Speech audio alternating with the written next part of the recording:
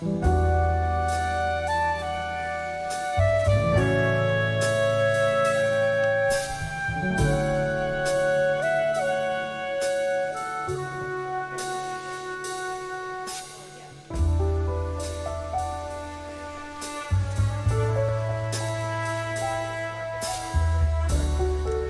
anytime you are, so.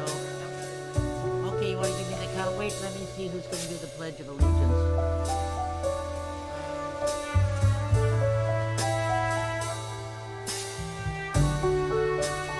Rich, you want to do the Pledge of Allegiance? Without the national declaration of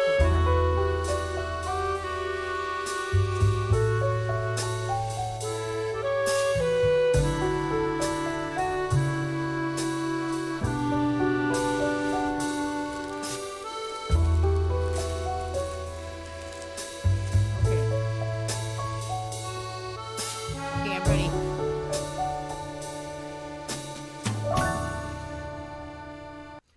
Good evening, everybody, and welcome to the June 22nd Beverly Hills Unified School District Board Meeting. I want to welcome you this evening, and I would like to have Mr. Rich Barron, who is the chair of the CBOC, if he would come and lead us in the flag salute. Put your right hand over your heart. Ready to begin. I pledge allegiance to the flag of the United States of America and to the republic for which it stands, one nation under God, indivisible, with liberty and justice for all. Thank you. Okay, can I get a motion to approve the agenda, please? I'll move approval of the agenda. I'll second. Thank you, Kristen Walker.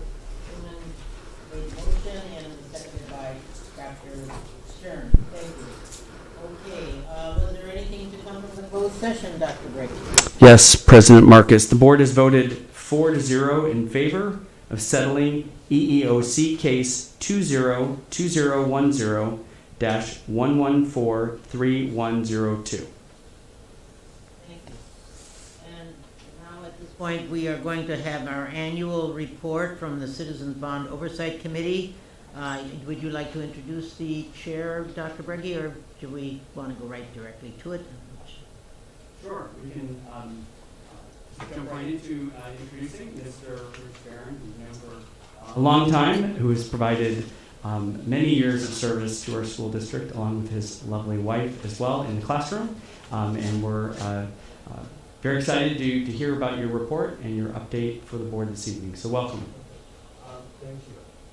And, Is that, I don't think you sound. Is this on? I don't think so. Is this on?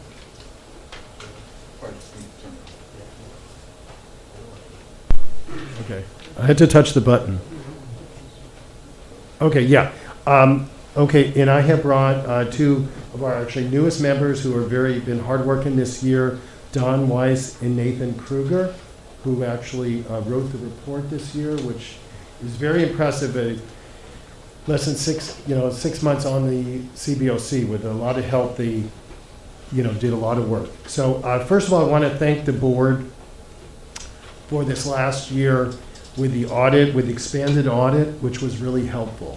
You guys budgeted extra money. We got a lot of extra information that was vital. And, I'm going to let them get into the meat of it, but it's really important, for those listening, that the CBOC's job is to make sure that your taxpayer dollars are spent properly. We don't look forward, we look back. And it's real important. And any suggestions we make are more to the board. The board are the ones who make the decisions, based upon building expenditures. But we are mandated, by the bond to actually have the CBOC. And I definitely want to put it out is we have some openings coming up. And please, anybody listening, go online and under construction, CBOC, and you could, get information, put an application in, because we need, some people with finance and construction, experience. So, but the report itself, I think, we're going to get into the meat of it, is it's extremely better than prior years. You know, there's been, last year, I know Mary gave the report, we did it through Zoom, there was a lot of, really changes in a lot of things, and the board has done a very good job in the district of being transparent. And that's kind of, been our theme the last several years, is really being transparent to the stakeholders, to everybody in the district. And I commend how good a job that everybody has done, really doing that. There's a lot of, they're gonna get into the meat and potatoes, there's a lot of things that we can improve, but it's gone in the right direction, and we really appreciate that, and that's why we wanted to share that live, because, years ago, everything was always negative, but it's really, there's been a lot of goodness and really improvement. And with that, I'm gonna turn it over to Nathan, who's gonna talk about the performance. Good evening. Thanks for having me. I'm actually, Dawn and I are the new kids on the block, so when we signed up to write this report, we had no idea what we were getting ourselves into. It's way harder than helping one of my kids with their book reports. But fortunately, Moss Adams conducts the audit, which you guys have seen this presentation from them anyway, so you may know this better than us, but we internalize it, and based on, I think, the 5 or 6 meetings that we've had for the past year have just concluded on a couple key recommendations. Fortunately, and I've seen audit reports from other industries, this is probably the happiest audit I've ever seen in terms of the progress. As one example, from the prior audit, there were about 11 action items. And Boss Adams calls out specifically, basically 10 of them are either closed or advanced progress has been made. So I think the key conclusion is the district's doing a great job, and the team that you guys have brought on is doing a great job. That said, there's a couple key areas. I'll highlight the first and Don will highlight the second. The first is really the master plan, and that's one that Moss Adams calls out, and I think the CBOC has struggled with not being able to see an updated master plan. My background and part of my background is construction. When there's a change in scope or budget, there's typically a change order, and you can see the change order. There's a whole process of approvals. And then the CBOC, in theory, could have oversight over that.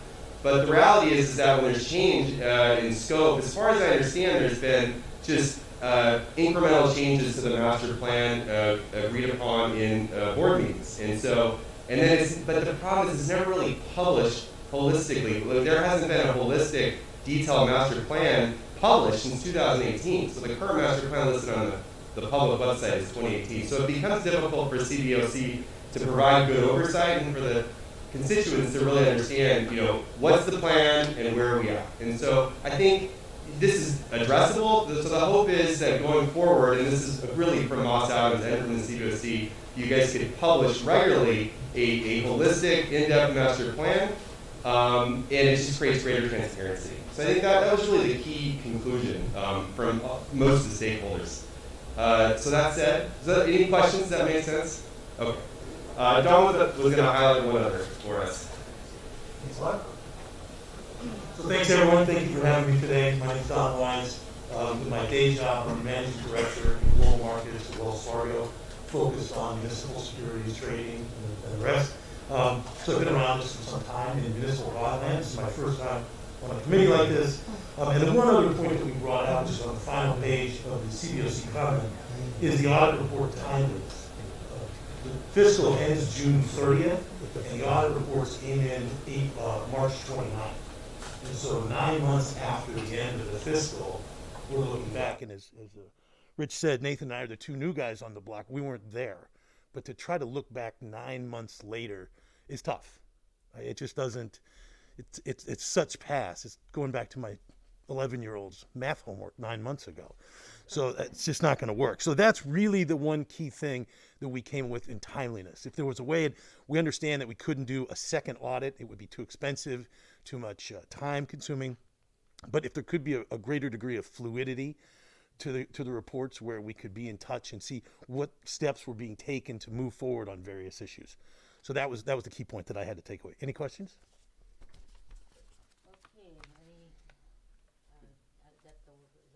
I'm going to do a final thing, just to make everybody clear. with the master plan thing, because Dr. Breggy and I have worked on this, this audit goes through a year ago, basically closing a year ago. So more recently, the master plan, we do understand it's in the process, but it's imperative we actually get it out, this hopefully, actually it'd be great if it came out this, technically now, so it'd be on this fiscal year. It's not possible, but I know that it would be great to actually have that master plan. And the other thing the CBC recommended is, which would help us, is a mid-year check-in. Instead of waiting till next year to see if these items, if we can actually get verification, we put in our report, we'll have a mid-year check-in to review the district's progress in resolving, 6 months later. And this is not asking for another audit, but at least we formally are trying to get an update on the items that are missing from last year's audit. Have they been done? Instead of waiting a whole nother year. And this is, we're not asking actually for additional work, but just even in, we can calendar it on our meeting and ask for an update, because some people wanted to, we're not going to do ask for a second audit, but at least a check-in. So with that, if you have any questions for any of us, Send it to Rich. no. Okay, thank you guys for your time. Yes. Can we go around? Yeah, that's what I was just gonna do. Don't go anywhere yet. Okay. I have a question, so that's why I just making sure. Okay, Dr. Stern. No questions at this point. Okay. Mrs. Wells. Well, thank you for the report. I've completely forgotten how to do this after being gone 2 weeks.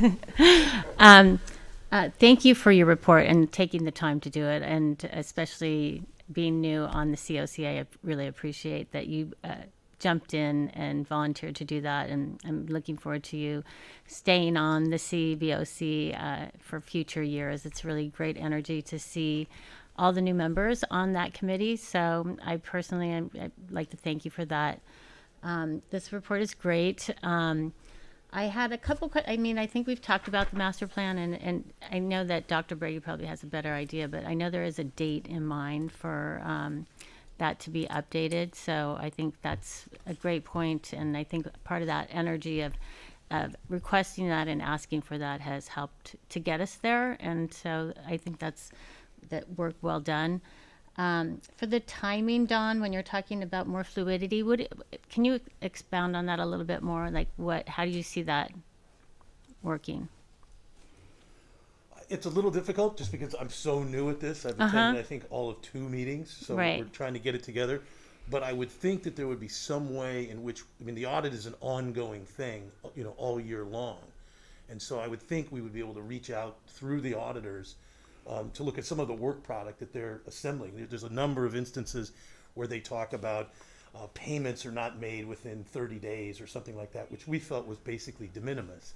But there are issues that are coming up over the year rather than having to wait until the audit was just dumped on us. Okay, it's completed, go run with this. And especially since it was 9 months. And we totally understand COVID's an issue and that caused all sorts of problems. So but I do think just professionally that waiting 9 months for audit work product is too long. So I don't know how that would work exactly in this institution, but I would want to be having a conversation with the auditors about what work product they were seeing and where they were going with it and what was coming up so we could prepare rather than wait till the very end.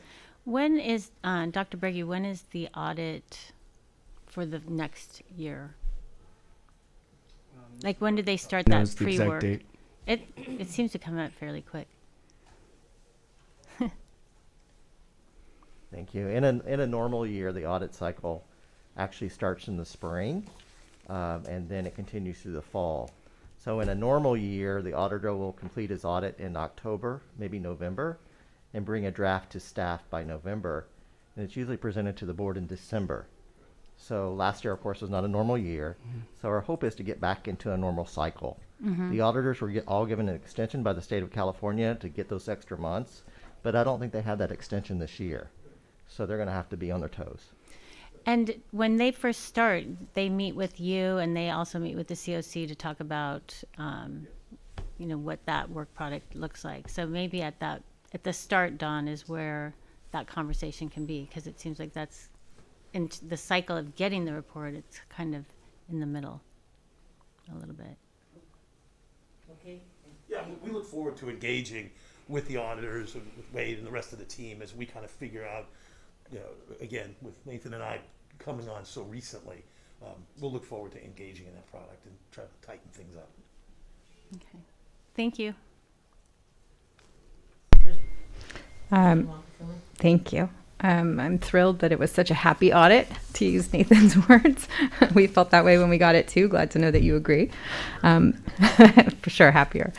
It's my understanding that the master planning, what's holding that, the master plan updated version back, is that we don't have the final GMAX for B3, B4. So it seems like it would be a little cart before the horse to try and present that to the community before we actually have all of the numbers of what the costs are going to be in the timeline. So I think, at least that's from my perspective, what the understanding is, why it's been delayed and why we're waiting until that's complete to present the master plan. Does that seem to jive with what you guys have heard? That I haven't heard.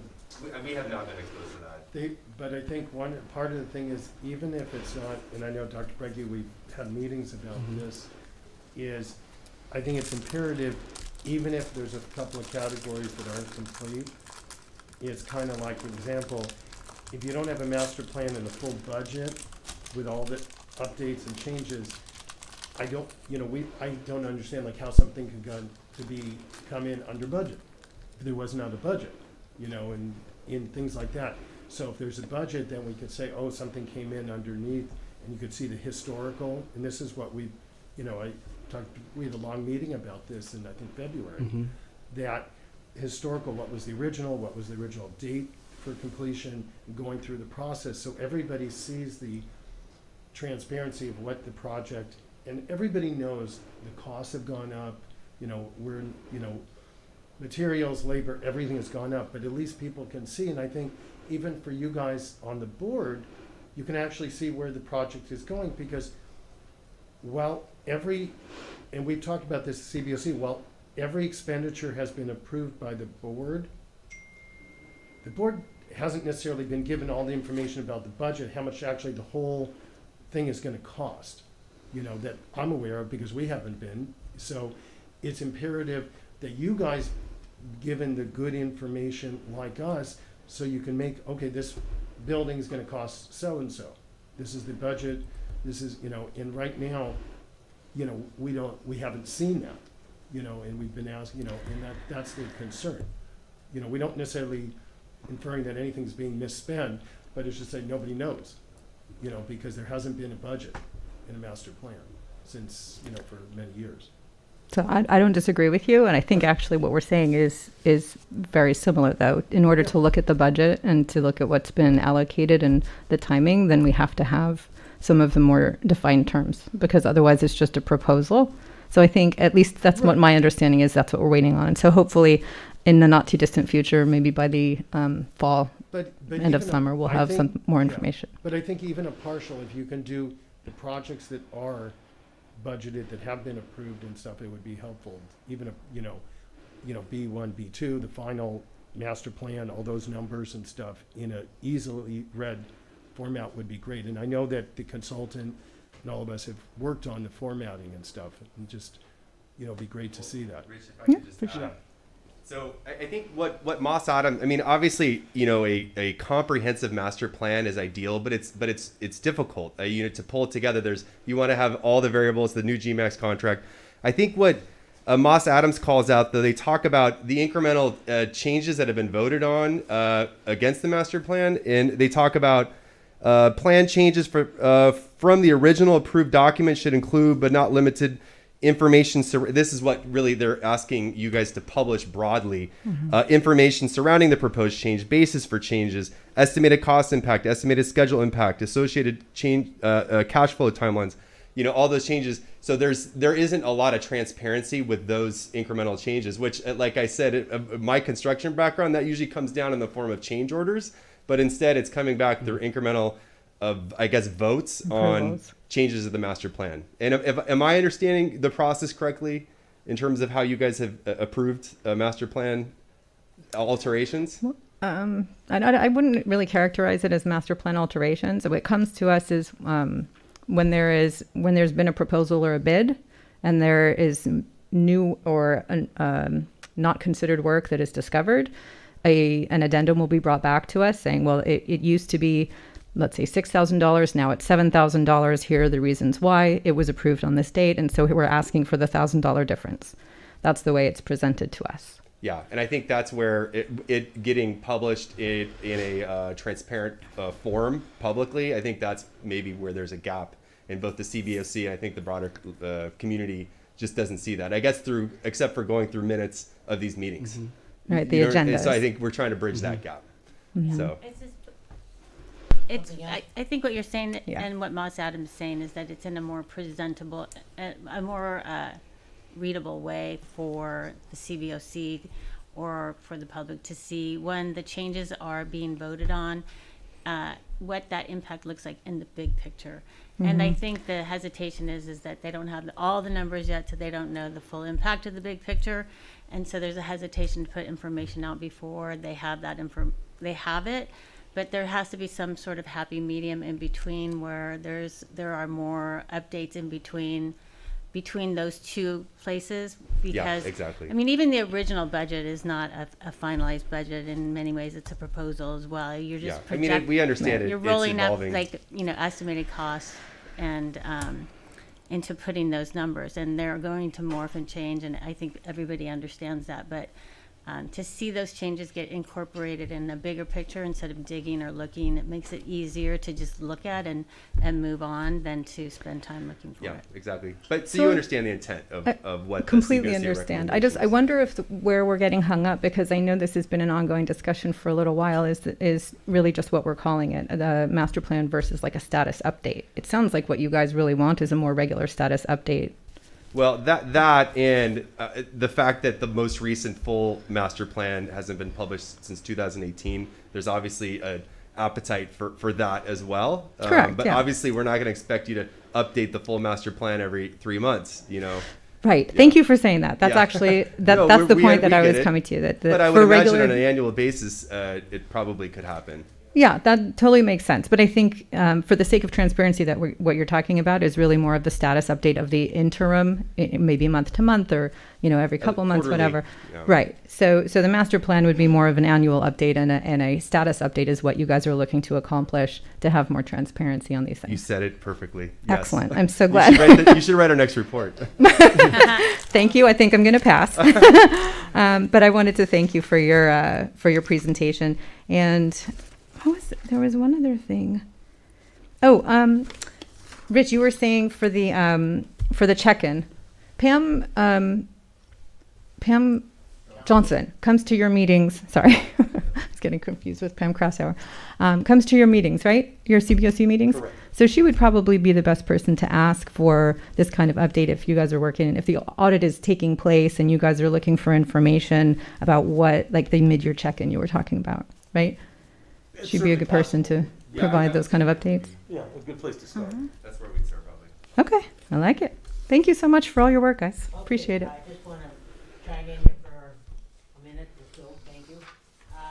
First of all, I want to thank you for all the work you do. It's really amazing. And I know this is a new committee, and with the new committee, there's a lot of new members on the committee, and to get them up to speed is really amazing how you guys have done that with taking 4 new members on the committee out of 7 people. I think this is really amazing. And working so well together. I mean, you really have a good cohesive group, and you really do well together. I don't know about that. Well, from what I can see when I go to the meetings, at least it looks pretty good. Maybe behind the scenes, I don't know. I'd just like to address one of the other things that people should be aware of, that one of the jobs of the CBOC, in addition to what you've reported on tonight with the master plan and timeliness of updating and so on, is the fact that in the bond issue itself, that the expenditures comply with the bond issue statements. And I'd like you, if you had any time at all, to address that issue in your report here, because that to me is probably one of the first things that we know about the Citizens Bond Oversight Committee, is that its job is to see that it complies with the statements of the bond issue. Yeah, you're absolutely right. And so I guess we should start a report off with not the recommendations, but the answer, yes or no, did spending comply with the state code? And the answer is yes, it did.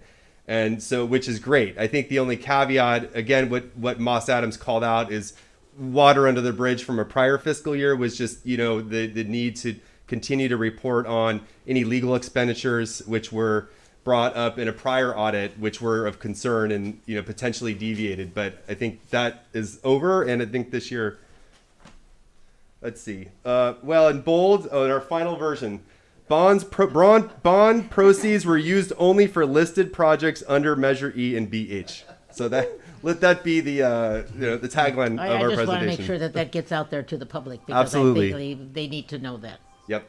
Okay. Thank you for that question. Yes, you're welcome. Thank you so much, fellas, and thank you for coming. Thanks, guys. Thank you, guys.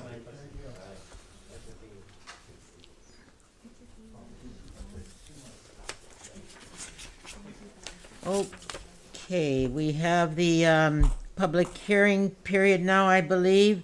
And I believe we have one comment tonight from Mrs. Merrill Bauer, one of our esteemed former English teachers who I know is waiting to speak to us. So, Mrs. Bauer, if you could unmute yourself, we'd like to hear from you. And it's 3 minutes? Huh? 3 minutes?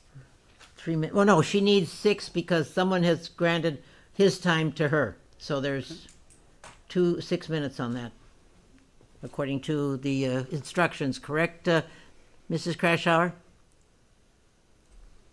Yeah, well, that was the report I got, that she had been given minutes by somebody else. Okay? Mrs. Brower? Yes, sorry, I'm here. That's She had been given Good. minutes by somebody else. Okay? Yes, Mrs. that's Brower? that- I believe you were granted time from somebody else. I'm getting feedback.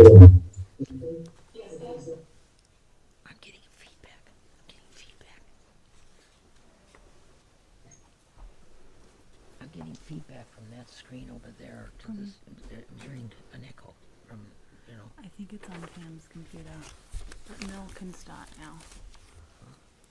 Mrs. Bauer can start. Okay, go ahead, Mrs. Bauer. Unmute yourself, please, Mrs. Bauer.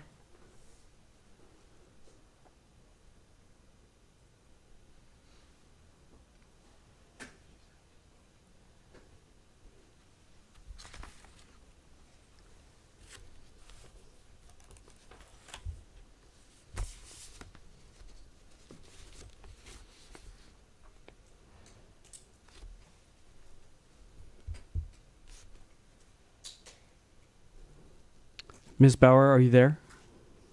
She's muted right now.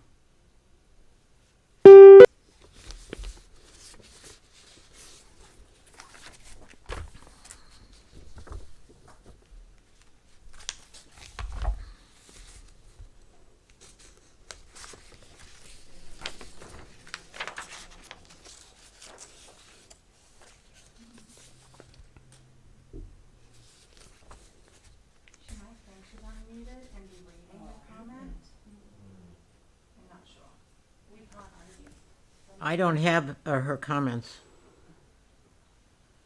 She's there. I know. I saw her. Mrs. Bauer, are you there?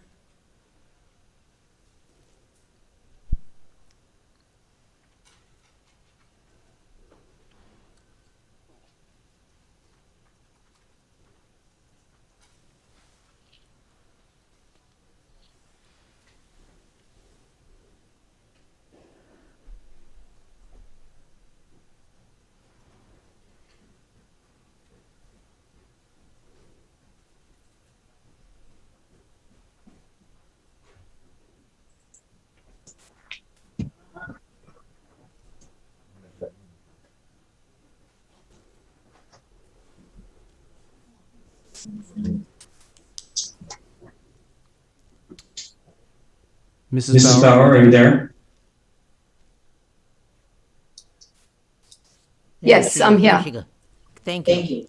You're ready to go, Mrs. Bauer. Thank you for coming. Thank you. Good evening. I would like to acknowledge our wonderful alumni who are now parents of Beverly Hills students. Thank you for communicating your concerns about the downward spiral of our beloved school district. Board members, when you ran for the school board, you spoke so eloquently about creating a school district that would serve as a model of leadership in education. Unfortunately, our so-called lighthouse school district has sadly dimmed over the years. I believe that the recent response by our K-5 administrators and teachers to a racist incident at Horace Mann's school shows that you are followers, not trendsetters. Why did administration immediately instruct all K-5 teachers to teach a lesson about race? Why didn't administration confine their attention to the specific children involved? This is a form of collective punishment, and certainly not the way in which to maintain social harmony. I'm also extremely concerned that your race-baiting actions may create more, not fewer, racist incidents.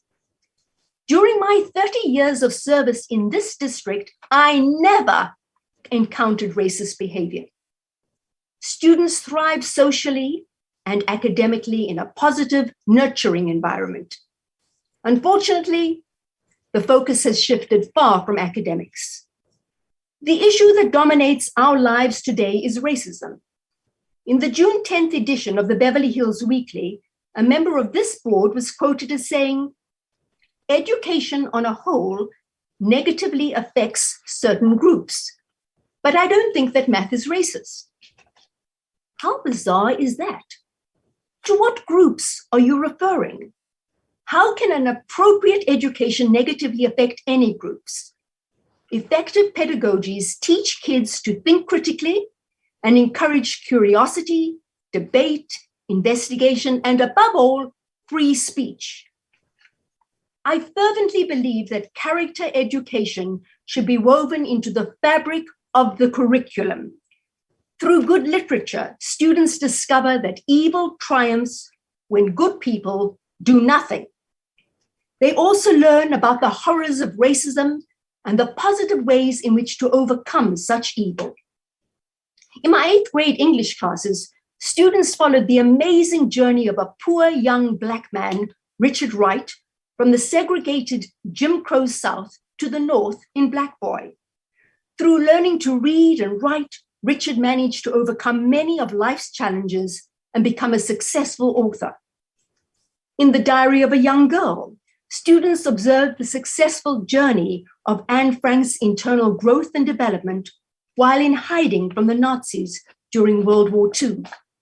And in Flowers for Algernon, students became sensitive to individual differences as they observed Charlie Gordon's journey from feeble-minded to genius and back again. I have fond memories of our legendary superintendent, Sol Levine, who asked me why Shakespeare was not being taught in the 8th grade. After voicing my concerns that Shakespeare may be too challenging for our current student population, he stated that we must always aim high. Soon, every student received a copy of Shakespeare's Julius Caesar, and so began the successful introduction to my most favorite playwright. Sol Levine was right, as always. All our children and grandchildren must be educated in a system that will not only enable them to attain their highest potential, but also equip them to deal with the realities of life, including the slings and arrows of outrageous fortune. A quote from Shakespeare's Hamlet. By nurturing their academic growth and by inspiring intellectual curiosity in a supportive environment, this goal can be achieved. Thank you. Thank you.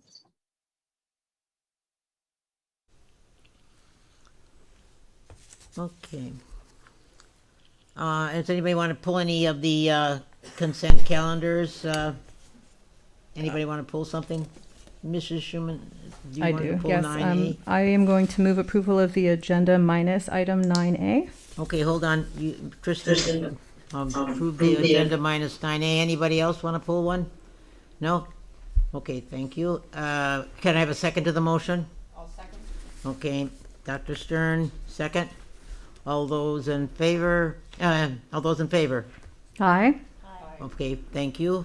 I move for the approval of the personnel report, 9B, certificated personal report. I'm sorry, it's Wait. 9A, regular board 9A. meeting minutes. Yes. Do I have a second for the motion? I will second. Thank you. Moved by Mrs. Marcus and seconded by Mrs. Walker-Schuman. You have a correction for the minutes, Mrs. Walker-Schuman? Yes, the minutes were incorrect on 2 items. One was item 5, that I had made a motion, sorry, hold on, let me find my, I believe you made the motion. I made the and- motion for item 5. I made the motion, and then Mr. Margot had seconded it. It indicated that Dr. Stern had made that motion. And then item 11A, Mr. Margot made the first and I made the second. And the notes, the minutes reflected that Dr. Stern made that one as well. So I just wanted to Okay. correct. Thank you. Any other comments? Okay, the minutes will stand, vote for the motion. All those in favor? Aye. Okay, the minutes will stand approved as corrected. Thank you. Okay. Okay, so let's move right along. And I believe now, Dr. Berkey, we're ready for your report. Great.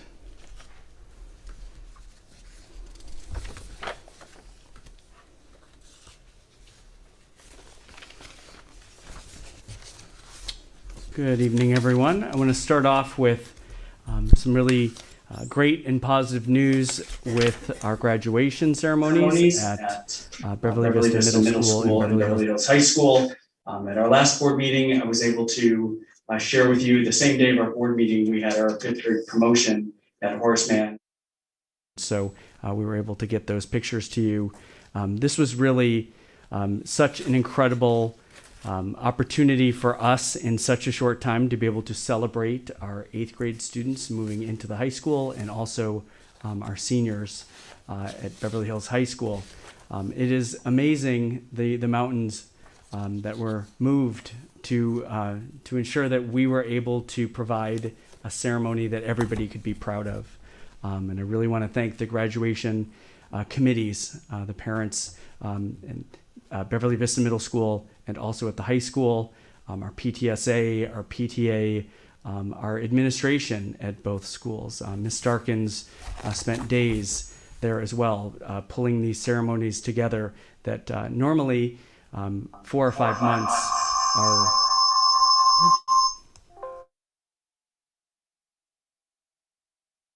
these ceremonies, but that was not the case. We did not have that luxury.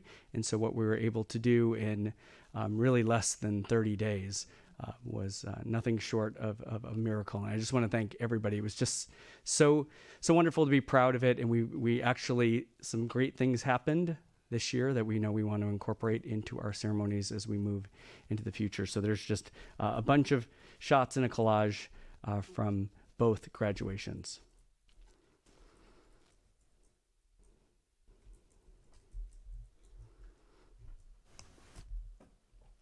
And if you could bear with me one moment. There we go. A little bit of a delay. So going off of a very successful graduation and ceremony, we are well into our planning for next year. And again, I want to just remind everybody, the roller coaster ride that we've been on was quite helpful in our planning for next year. We were very fortunate that with our students going back, that we did not have any transmission of COVID-19 from student to student that we are aware of in our schools. We did a really good job of ensuring that we had COVID-19 testing available. It was widely available, and our parent population and our administration and just our overall COVID-19 compliance team really worked well together when we needed to search and find people that were close contacts of one another. It's a lot of work. There's a lot of behind the scenes. A lot of people didn't get to see that, but that was really helpful as we began to plan for this year. So the school year will be starting on August 13, and we do have an expectation that all students are returning, and they will be returning in person to all of our campuses.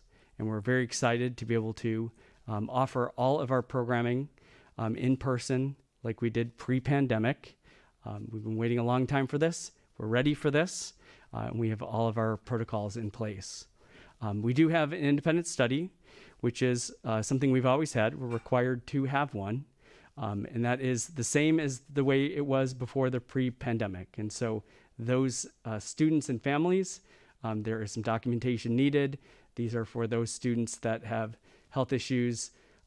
If there is a working documentation, and those students that are actors, models, future Olympians, professional athletes, that we have a process in place, and that process is working very closely with your counselor, and then they make a recommendation to go through to the ILC.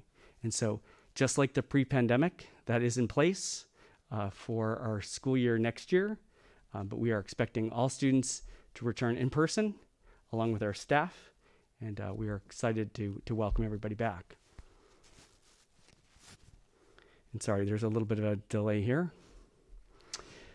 So I know that you've heard in the news, there's a bit of confusion with masks. When do we wear them? When don't we wear them?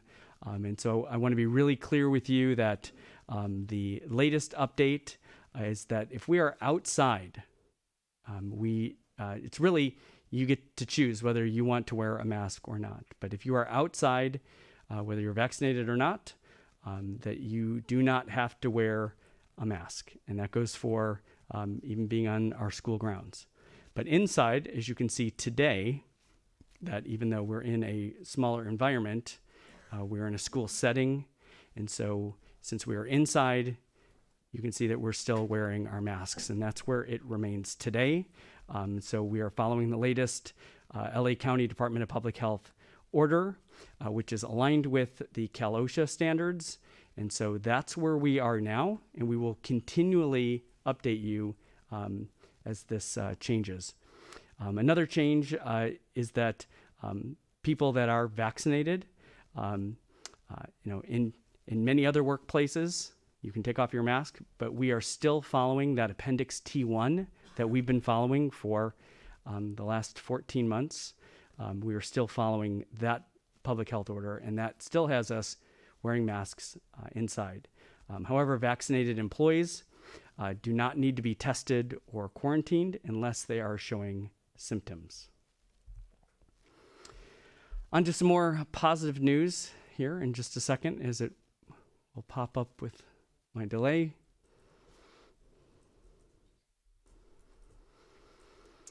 We are very excited to welcome a new assistant principal, Torrey Johnson, to Beverly Hills High School. Mr. Johnson has been an assistant principal at a very large high school, specializing in supervising the areas in special education.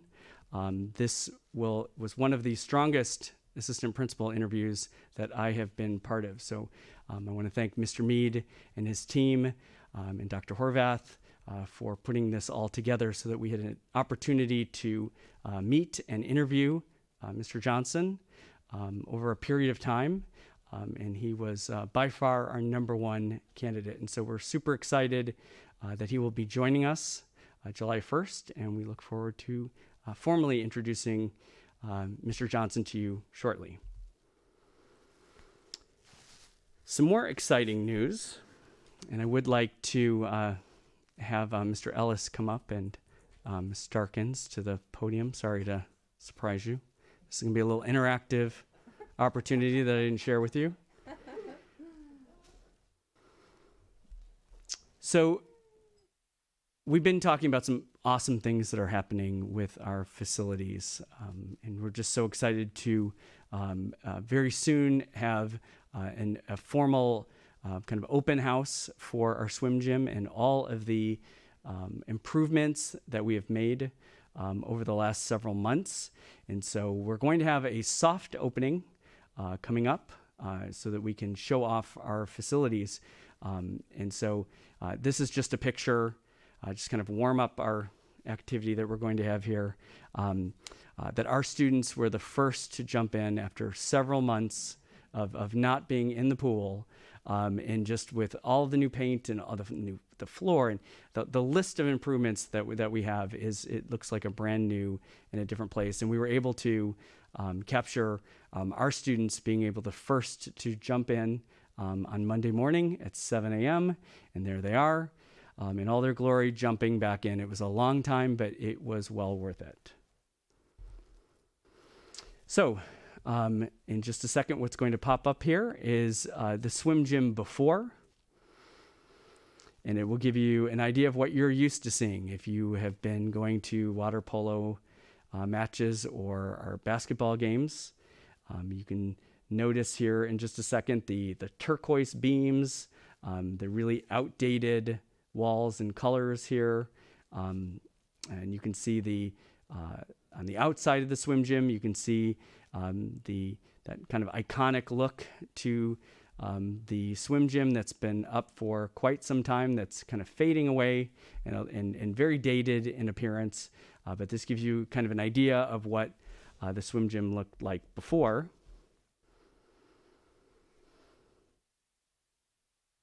And what's going to pop up here is just the exterior of the swim gym. And I'm going to show you, and I want to get some input from our board before we move any forward with our exterior. You're going to see a picture of the gym now. And you can see on the very left-hand side of your screen, this is what is currently up, as I just showed you. The middle picture is where we are now. The wall has been primed and it's ready. And then you can see on the right-hand side is what we would like it to look like, fully branded from font to color.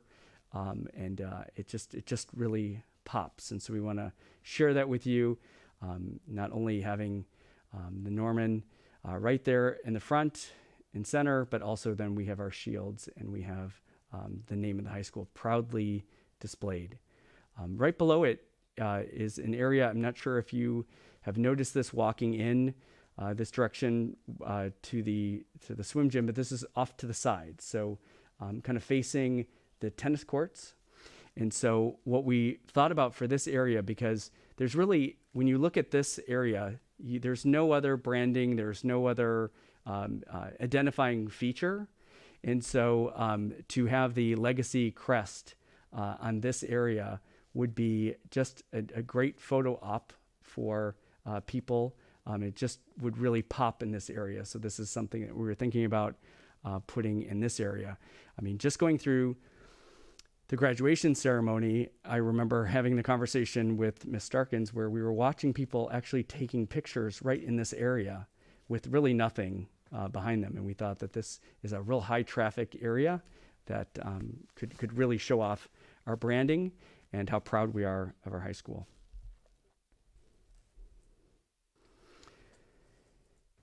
So the interior is just pops. We were just so excited. I was just in there today with Ms. Starkins and Mr. Roach, and we were walking around and we were looking, just going from having those turquoise beams to having this black.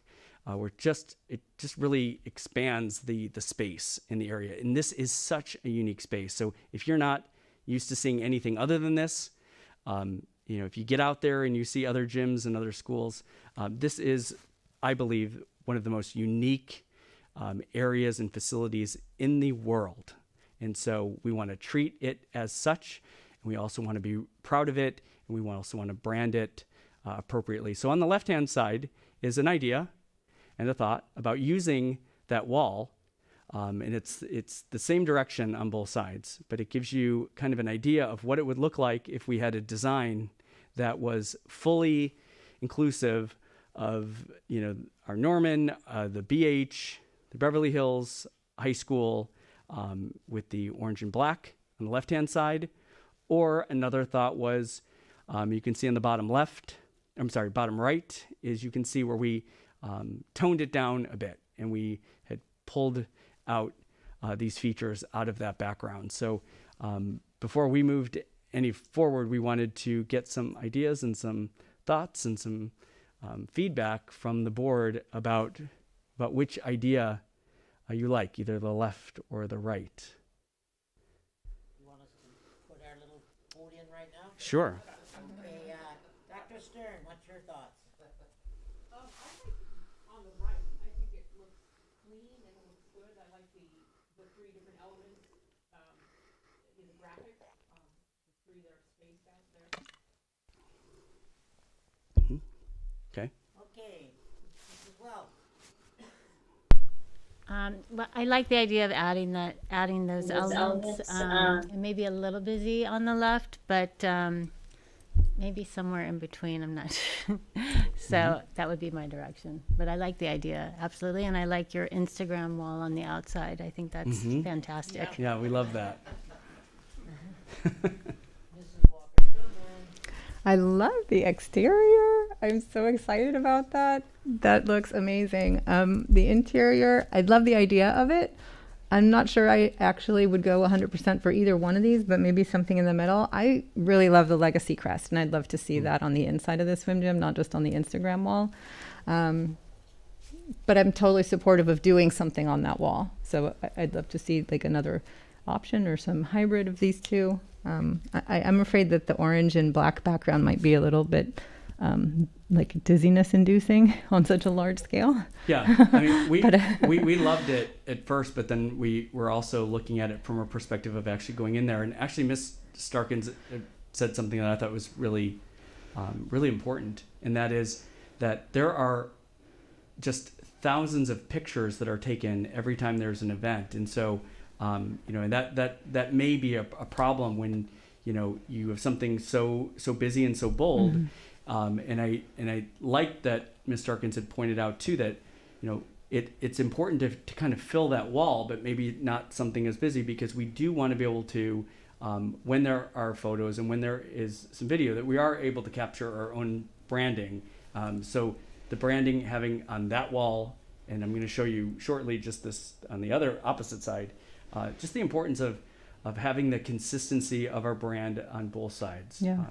I would love to see something that actually says our mascot, like Normans. That's what everyone does in the gym, right? We say "Go Normans." I'd love to see something on the end that actually says that. That'd be kind of cool. Can I get a word in? Yeah, by all means. Thanks. First of all, for me, life is less is more. So there's no question that the one on the left is too ungepatched for me. It's too much. And I don't want to give you my opinion, but needless to say, you get it. I love the fact that the walls are brought out more with something on them, and that definitely, it does need something. And I'm not sure that you can't do something with little whatever, but the fact that there is something on the walls is very, very important. But the one with all of the stuff is way too much for me. And I just want to tell you that I was, I have to make a comment here. I went to the doctor this morning who lives in Beverly Hills, and he said to me when I walked in, well, can I go swimming? When can I go use the pool? And I said, well, what are you doing here? You should be back in the pool right now, because it's, it's open. It's open. And he was thrilled to hear that, so I was glad to tell him that. Anyway, you have my opinion for what it's worth, I'm sure. So, any other comment? You want to go show some more pictures there? Yes. Okay. So, if you just place yourself in the swim gym, you will see that there's a like a press box, like where you have your people that are doing the clock, and that's going to pop up here in just a second, and you're going to see kind of what a thought that we had as far as how this could pop as well, because we did notice too there was really nothing on the sides. It's a very unique space with the ventilation and the windows and the lights, and it's a very challenging space, and you have to get really creative about how we display things. But we thought this was, again, another area besides either end of the swim gym that this would be an area that pops right here.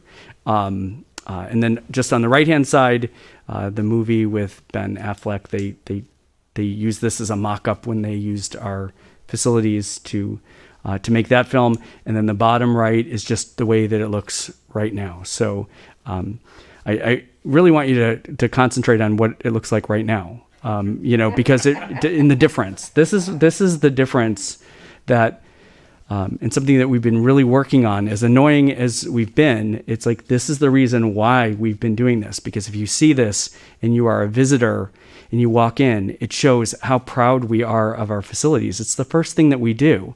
Mr. Ellis and I walked into a gym in Culver City, which we're going to show you here in just a minute. And not that there was anything really spectacular about it, but it was the way that they were able to hang their banners, which kind of then got us talking. So people really do walk in, and to have that you have that first impression about who you are and what that school stands for is really important, and it's something that we've been lacking. Also, if you have any kind of pep rallies and things like that in there, that with this atmosphere, it can do a lot to for the spirit of the school. Yep. So I think that it lends itself to it. I see that the Norman mascot up there is a great place for it, where the kids come out if they're coming out from the dressing room, or they're coming out to go into an event. They are the Normans coming out. Mm-hmm. I like that feeling, and so I think that this whole thing is going to give the kids such a tremendous feeling of love for the school, and a feeling of esprit de corps and spirit, and I really think it's really impressive. We're also upgrading the sound system in there too, so we have a nice state-of-the-art sound system, so when you play music you get that effect too, for when you have a pep rally, instead of just having a speaker up there with a microphone stuff. Mm-hmm. So we're working on that too. So. Well, you did a great job. And again, a challenging space even for sound. Okay. Good, Sal. Sure. I don't know what you have in mind for the end, but there you go. Oops. No, I think maybe the repeat of it, that maybe just having the Normans on that one, and then on the ends, Beverly Hills is like a bit bigger. Then you have less to look at. So it makes that same if Beverly Hills High, or it's Beverly Hills 2, back on your branding. But and then on those ends, having the Normans there, I think then you're not having so much to look at. And Dr. Stern, I don't know if you have a comment yet, and I'm just going to share one other thing about this side. This side is, as you know, and you've been in there, there's a very interesting mural that's in there. And so we know that is historic, and, it's fully part of, the structure. If you get up really close, you can see that it's starting to fall apart. And so there's a wood background, there's a nice frame. We would like to, in some way keep that structure together, because it is historic. But we would like to experiment a little bit with that side. As I mentioned before, the importance of having some branding over there. And as you can see on the very right-hand side, there are ways to still preserve that mural, but still have the opportunity to have some areas that are branded. And we're working with a few companies to look at what that might look like, so that we preserve the mural, but we're still able to have something that has some school spirit and some branding over it. Again, the challenge, the windows and the ventilation, but there are ways to be able to do that so that we keep everything intact, but also then have another point within the swim gym that has that, it's a high focal point for an opportunity to share our branding. And so Mr. Ellis and I, we were at a CIF game, I think it was a girls game. And so do you want to talk a little bit about this? In any gym you walk into, the history, it's kind of the focal point of any school. The history of their athletic department is vividly shown in all those gyms. And so when I was in Culver City and Dr. Brady and I were looking at this, I said, wow, their ends are like our ends. And there was a history at that high school of all their athletics. On one end was their league championships, which are there. On the other end, they have all their CIF championship banners. So we kind of put our heads together, Dr. Brady, myself, and Ms. Starkins, about what we could do.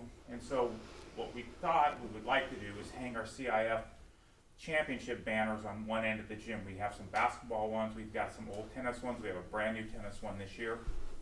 That we would like to predominantly display those on one end because that is the history. And then along the sides, and you can go back to one of the earlier pictures, we want to take along the sides and hang the league championship banner signs. So we would have on the sides when you come in, underneath those lights, that first set of lights there, they would hang down and you could see those championship banners for all of our individual sports, and then the CIF championship banners at the other end. So we can also now, it's a historic building. It's been here since 1938. The school's been here since 1927. There is a history of the athletic department, and we would like to predominantly display that within the swim gym too. Mm-hmm.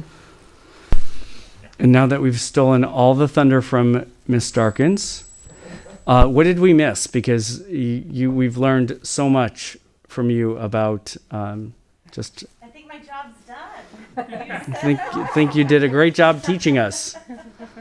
But it's funny because when now that we and Mr. Ellis, when we walked into the gym, the first thing that we look for now is like Culver City and their branding and what was missing and the differences in fonts and the different, like it was, now we're kind of looking at things, almost, from a private school lens is what we're doing. Professional lens when you walk into like the Staples Center. So if I can interject, I don't know if we want to go around for comments again, but I'd love to just make one real quick. This is the fulfillment of the effort that started, I think, last year, Ms. Starkins, with your branding. And I just want to, it's hard sometimes when something's new to get support for it. And I know a couple times it was tenuous, but this is such an amazing payoff. So I have to thank you for bringing that to us and for pushing it along and for making a priority. And then I also just want to give some credit to Ken Haas because I kind of feel like this was really his baby. I know we needed to do a lot of, some of the deferred maintenance and there were a lot of things that we had to fix, but he really has been the one that shepherded so much of the renovations of this project and the cosmetic improvements. So I just want to really recognize him because 100%. It's tremendous. Yes. The amount of money that it spent to do this was, quite substantial. But when we see the result now and what we really got and how proud we are of it, it just makes me feel so good. I mean, I was never one to be anything against anything. I just knew it was going to be very expensive. But the product now just leaves me in awe, and I'm really pleased. As I agree with you, Mr. Ken Haas, they're just unbelievable. The work in his group to do this. Unbelievable. I walked the city folks through today for the swim people, and they were flabbergasted. Yeah, I wanted a special thank you to you, Tim, as well, yes. Because the people don't realize the JPA is such an integral part of our operations, and to fully even understand and grasp that Tim is one of the first people here in the morning and one of the last to leave at night. And to work with the city, and a huge shout out to the city because yes, this was a bit of a disruption, and there were schedule changes, and we had COVID, and but the collaboration between the city and the school district, while frustrating at times because people want it up and ready and programs running, to Tim's credit, and then also the city working together. This is the result. And I know it was a little painful to get to where we are today, but it has been a huge feat. And so to Ken and to Tim, Wade as well with all the details, Rebecca with the branding, this is just something we are so proud of. Just walking in, you just can feel it. Yep. I can't wait to see the weight room. I know, Tim, that's been your baby that you've been working on, so I can't wait to see that. Nice. And also just for clarification, in case anybody's actually watching or goes back and watches our board meetings, the cosmetic changes were a part of it, but the real expense that Mrs. Marcus, you were referencing, was making sure that the mechanics and the infrastructure works and was improved. So I don't want anyone thinking we spent a ton of money just putting lipstick on, There's it was nothing much more else than like that. it. It was Mhm. much more than that. This is great. Thank you so much, guys. And where do you see the restrooms? They're amazing. That orange tile is amazing. Thank you so much. Thank Thank guys. you. Great job. Thanks for letting us, run with that You stuff. should let your trip be proud. We are. Great. Any questions? I think we pretty well covered it. Okay, Okay. well, unfortunately, our new student board member does not begin his term until the 1st of July, and Yoni's away this evening, so we'll move on to the next item, which is going to be educational services, and I believe we're going to have an update on the LCAP and the LCP, and I guess that would be Dustin, is Mr. Oh, hello there. Good evening, everyone. I don't know. Good evening. Can you hear me? I'm just going to go ahead and try to share my screen. I might have to let you. Yes.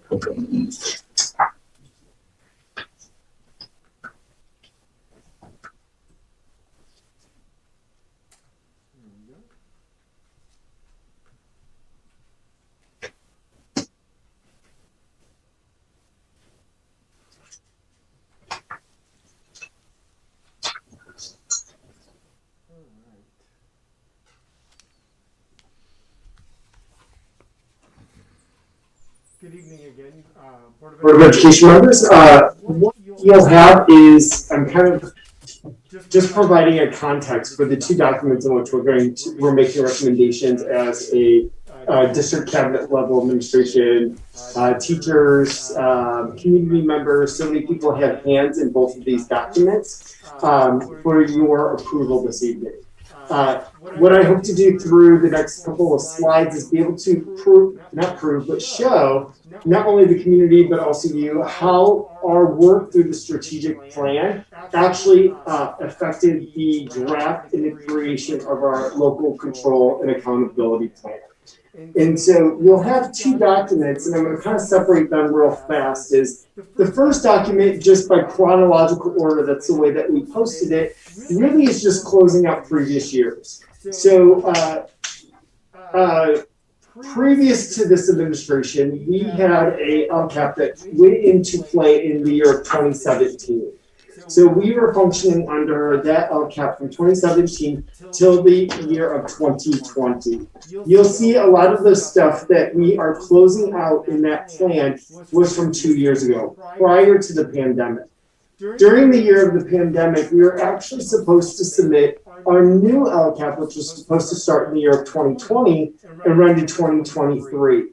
However, then the state, the California Department of Education, actually halted the LCAP process and then had us fill out a learning and continuity plan, an LCP. So that first document is really two sections. So you're closing out an LCAP from back in 2019. And then you also have what did we do while we were basically on virtual learning or that distance learning. Again, the plan that you guys have approved, and we worked with our union negotiations and all that to be able to move into that virtual learning for the 2021 school year. Which then puts us here, right? So even in that process, we still moved forward with doing our strategic planning work.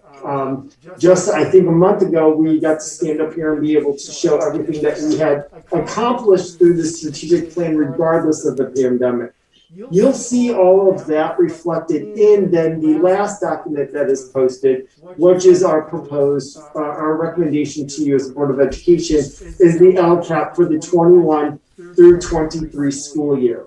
And so I'll kind of divert our attention a little bit up to the screen is what we wanted to do is be able to, one, just kind of explain it as a 3-year plan. There is multiple pages being handed to you, right, for your consideration, in addition to the strategic plan itself. But really, what we wanted to do is everything in the plan we ensured aligned directly to the work that you, as a Board of Education, supported, created, funded, and allowed us to be able to do. And so you'll see in just on the left-hand side of the presentation, you'll see our strategic plan goals, which is the goal 1, goal 2. All students will have consistent growth in all academic areas. And then also goal 2, BHUSD will create a culture of professional learning, right? And when we did our strategic plan presentation, we talked about both of those goals in tandem, right? You have to be able to train the teachers to be able to instruct the students. On the right-hand side, anything in gray is exactly what is listed within that 21-23 plan. So there's nothing in the plan that is not listed in side-by-side comparison to the actual strategic plan itself. So just to kind of call out some of them, we've discussed multiple times around just the work of collaboration with our teachers, right? Creating those master schedules to allow our teachers to collaborate, look at common assessments. That's that professional learning communities. Learning targets. Kevin Allen and Principal Allen and Principal Caver had stood up here and talked about how the work that they were doing with their staff on having teachers identify learning targets for students and having the students engaged in their learning and know the targets that they were learning, the curriculum that they are learning. All the way down to the work that you guys have done for us on being able to purchase an SAT school day for our students and giving them the opportunity to take those summative assessments in the care of our own district and not externally. Down to national board certification and our partnership with Stanford University, again around the professional development for our instructors in the district. To supporting our families in need, being able to have some funding that's located within student services and ed services to provide for our families that are in need, to be able to cover the cost of a field trip to a college application process. So I want to pause there for a second and just open it up. I want this a little kind of, the theme tonight will be interactive presentations. I'm going to show from Dr. Breggy. I don't want to move too fast, so I want to pause there and be able to give you guys an opportunity. Is there anything in that first kind of section of this of the LCAP 21-23 that I can elaborate on or go in further conversation with?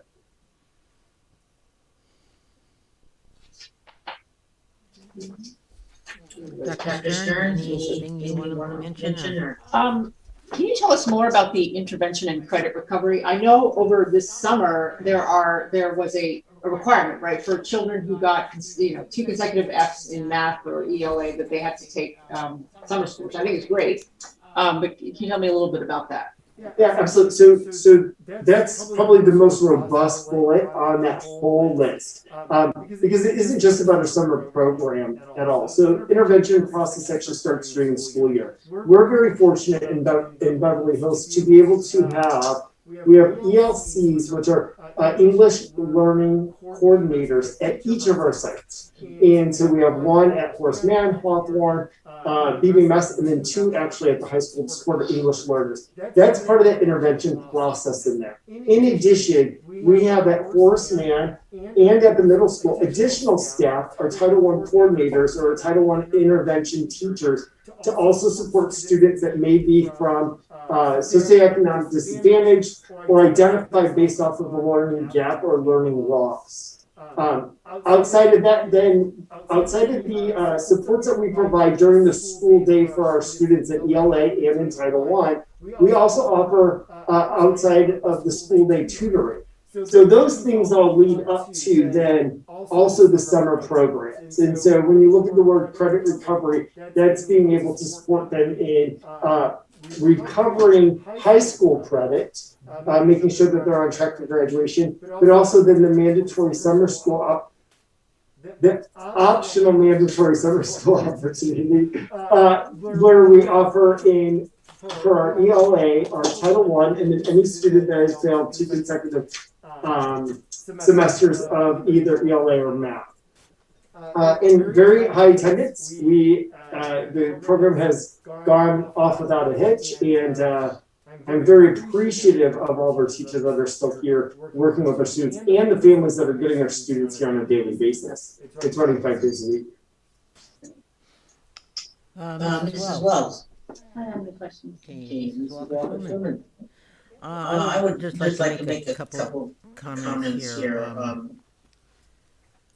First of all, of course, you can never have any of these goals if they're not tied in with all the rest of the goals. Let's face it, they're all connected in one way or another. We're just seeing the two specific here, the professional development and the student. So I want people to realize that this is a total package. It's just not, they're not separate entities.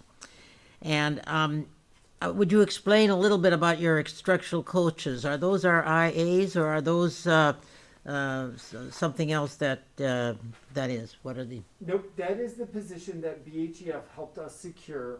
The principals, our instructional leadership teams, ed services across the district presented to Beverly Hills Education Foundation in creating an instructional coach position. That instructional coach will be new for the 21-22 school year, and that person's position is strictly to be able to help mentor new teachers to the district, meaning being able to work with them on classroom management, grading strategies, and then also teachers that need additional support, meaning they're identified in the evaluation system to needing additional support, which is kind of like the PAR process, where it's ed services works with the human personnel services, and we're able to support those teachers that need additional support.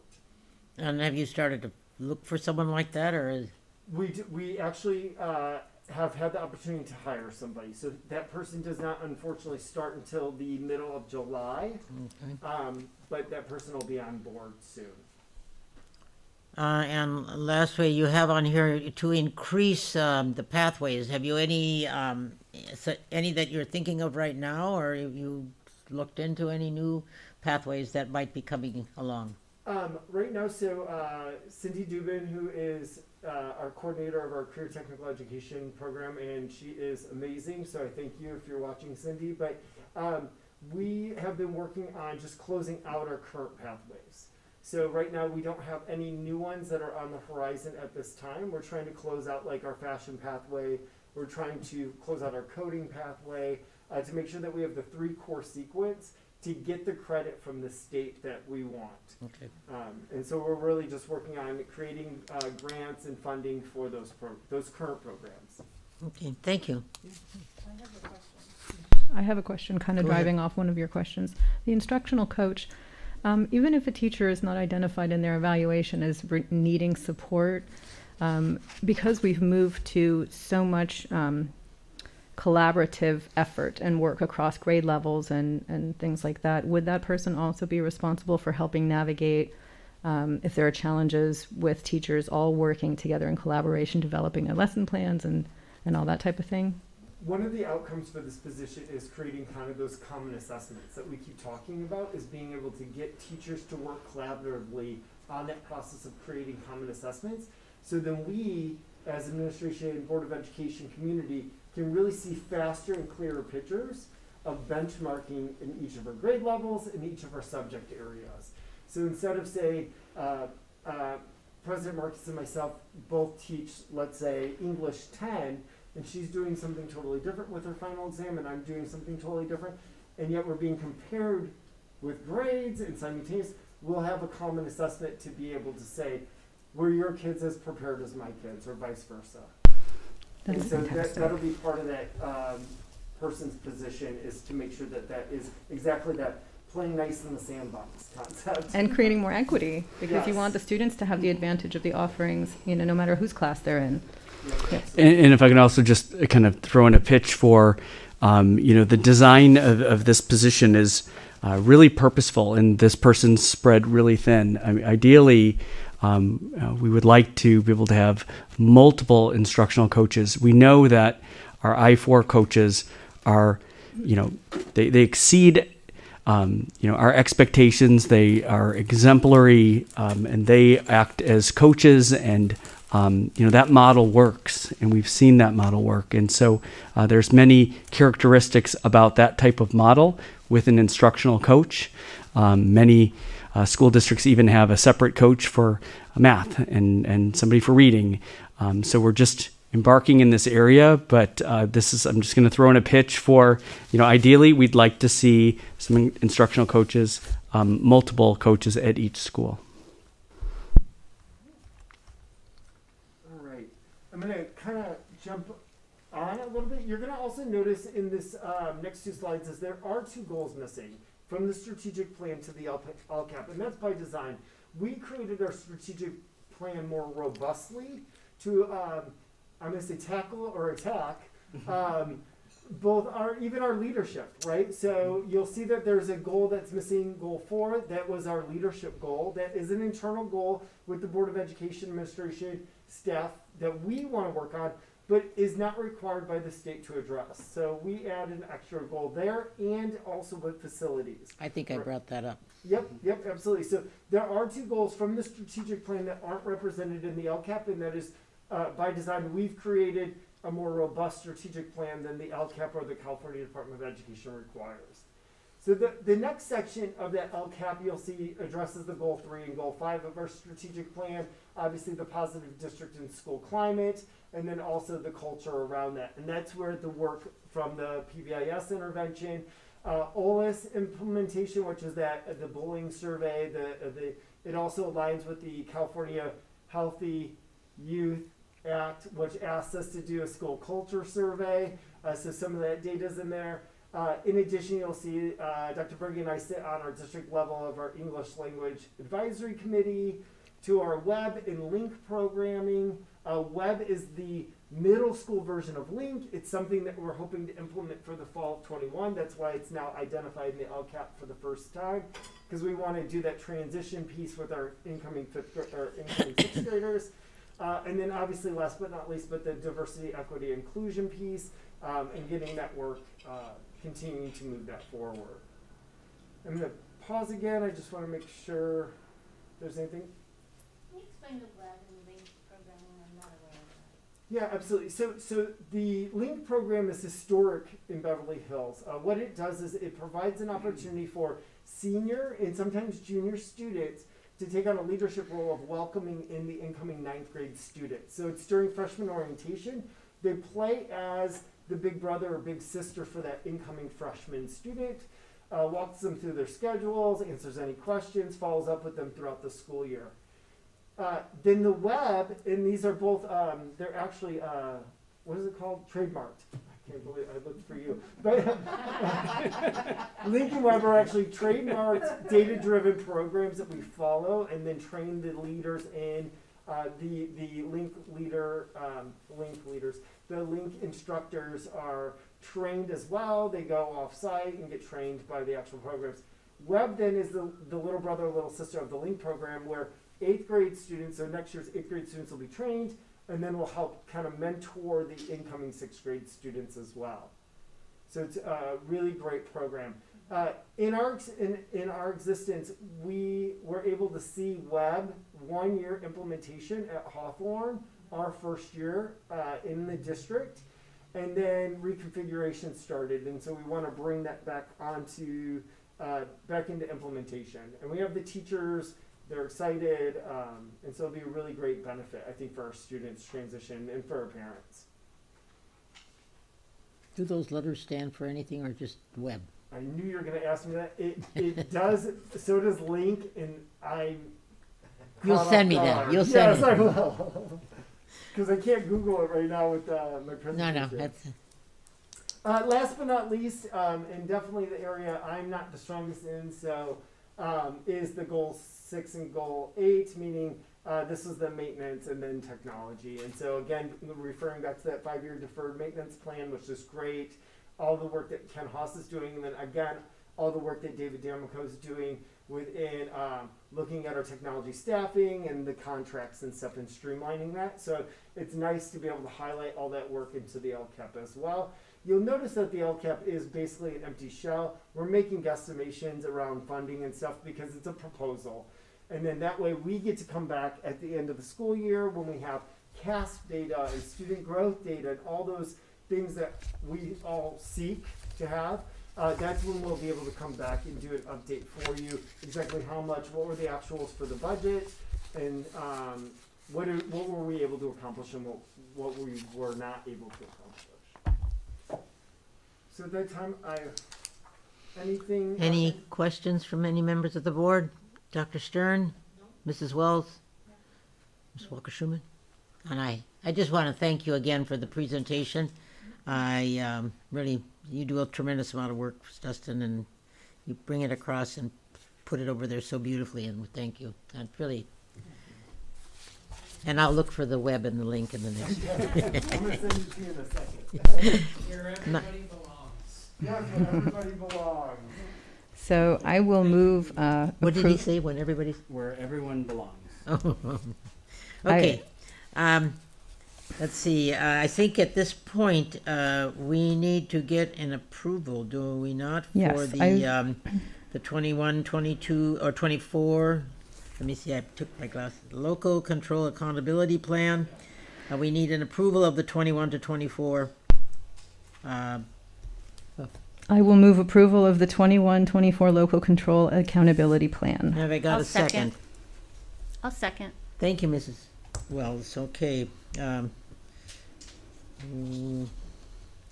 Wells. Okay. Any discussion? No? I'll call for the question. Dr. Stern? Yes. Mrs. Wells? Yes. Mrs. Walker-Schuman? Yes. And Mrs. Marcus is a yes, and it is 4-0. Okay. Now the next. Oh, look who's here. He can't even wait till he just wants to get it out there so badly. He's already here. Good evening, Mr. Wade. Good evening, President Marcus, members of the board. Can you see my screen? Yes, we see my screen. Thank you, Dustin, Mr. Seaman, for kind of setting the stage for the budget discussion. Beginning 3 or 4 years ago, the state said when you adopt your budget, at the same time you need to adopt your LCAP. So those two documents need to be in sync. So that's what we're going to do tonight. I also want to thank Angeli and the business services team for all the work they do. For all the work they do, not just during budget development, but throughout the year. And also just to thank Cabinet, because without Cabinet and the business services team, the budget would not get developed. So thank you, all of you folks, for making this document happen tonight. So when we develop the budget, one of the first things we look at, of course, is enrollment. So what does our enrollment look like for next year? Because we have to hire teachers, have to know how many classrooms we're going to need, we have to know what kind of supplies we're going to need. So this is an enrollment slide just to put things into context. So you see here enrollment from 2019 to 2020 up until our projected enrollment for next year. And I made some adjustments on this presentation that weren't on the one that was shared with the board earlier. So we have a couple of grade levels that are highlighted here. We've highlighted kindergarten and first grade because those are very fluid. And they were very fluid this current year because of the pandemic. But right now we're projecting 177 kindergartners for next year. We actually have 128 currently enrolled, but over the summer is where we get our big influx of kinders. And then first grade, we actually have 139 enrolled right now. We're expecting 167. So I'm not too concerned with that variance because we have those kids coming in during the summer. Also noted was the sixth grade. Right now we're projecting 286 sixth graders. And right now we have 218 enrolled. So we expect an influx from private schools and for families bringing their kids back to public schools after the pandemic. So right now what we're looking at as far as enrollment, and it's really important when we look at staffing, but enrollment's projected at 3230 next year, down slightly from 3281 right now. So those are our current projections for enrollment. So of course, you know, enrollment drives staffing. And you can see here staffing from 2018-19 through what we have adopted in this current budget. On the top of the slide, you'll see total unrestricted staffing, general fund staffing, total restricted general fund staffing, and then total general fund FTEs. And you can see there the total is 399.96 for the adopted budget for next year. And you can see how that's fallen from 444 just a couple, 3 years ago. And that's to be expected. When you have a decline in enrollment, you're going to have a decline in staffing, and that just is what happens. But then down below, you'll see that I've broken out the teachers because they are a critical part of our staffing, of course, and they really follow the number of students that we have. So you can see in 18-19 we had a total of 257 FTE, and then in next year the adopted budget is 222. But you see there in highlight the 14.6 and the 14 point something. I can't see it on my screen. 14.6, 14.5. Right. So that's the total teacher to total student ratio, and that continues to be the best ratio in the county. So it's important that the board and the community know that we continue to have the lowest student to teacher ratio in the county, and that's why our teachers and our principals in the instructional division can offer the great programs that they offer to our students. So that's important, and it's a good check on my math to make sure that I've actually staffed correctly compared to the number of students I project. So that's a check for me. So there's really 4 components of building a general fund budget, and Mr. Seaman hit on a couple of those: the strategic plan and the board goals, and the local control accountability plan. We take that information to make sure that we have enough placeholders in the budget in order to do the kind of things that the instructional division and operationally we need to do in the next fiscal year. And also, as I mentioned earlier, it also drives staffing. So you take those 4 components together and you kind of make the sausage of a budget. Just as an aside, we're going to ask the board to adopt the budget tonight without a state budget. So the state has yet to adopt their budget. So there's components of their budget that is going to impact our budget. So over the summer, after the state adopts their budget, we'll make some adjustments, and we'll bring those adjustments to the board in August or September. So we'll make those adjustments a little bit later on. Okay? So we want to talk a little bit about revenues. So we talk a lot about assessed valuation because we're a community-funded district. A majority of our funding in the general fund comes from our local property taxes. So we always talk about assessed valuation. How much is the property worth in Beverly Hills? And then I'll talk about, how much is our revenue coming in from property taxes. So when you look back at this chart, you see there's 2 bars, one's for our increase every year in property taxes and one for assessed valuation change. And there's really, you look at this and there's like, it doesn't make any sense because it doesn't parallel each other. It's totally, one goes up one year and one goes down the next year. It doesn't make any sense. But what you have to do is you have to look and average it. So if you average the last 6 years, you average our increase and then average the increase in assessed valuation, it's exactly the same.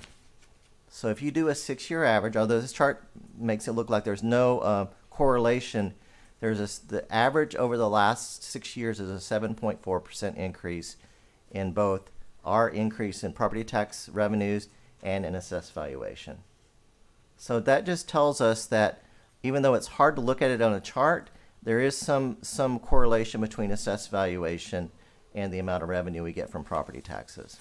Okay, and then that final 21-22 estimate just shows that we've estimated for the budget purposes and the multi-year projection only receiving an increase of 3.5%. So we've been very, very conservative in our revenue projection for this coming year and the next 2 years out, much more conservative than the 6-year average of 7.4%.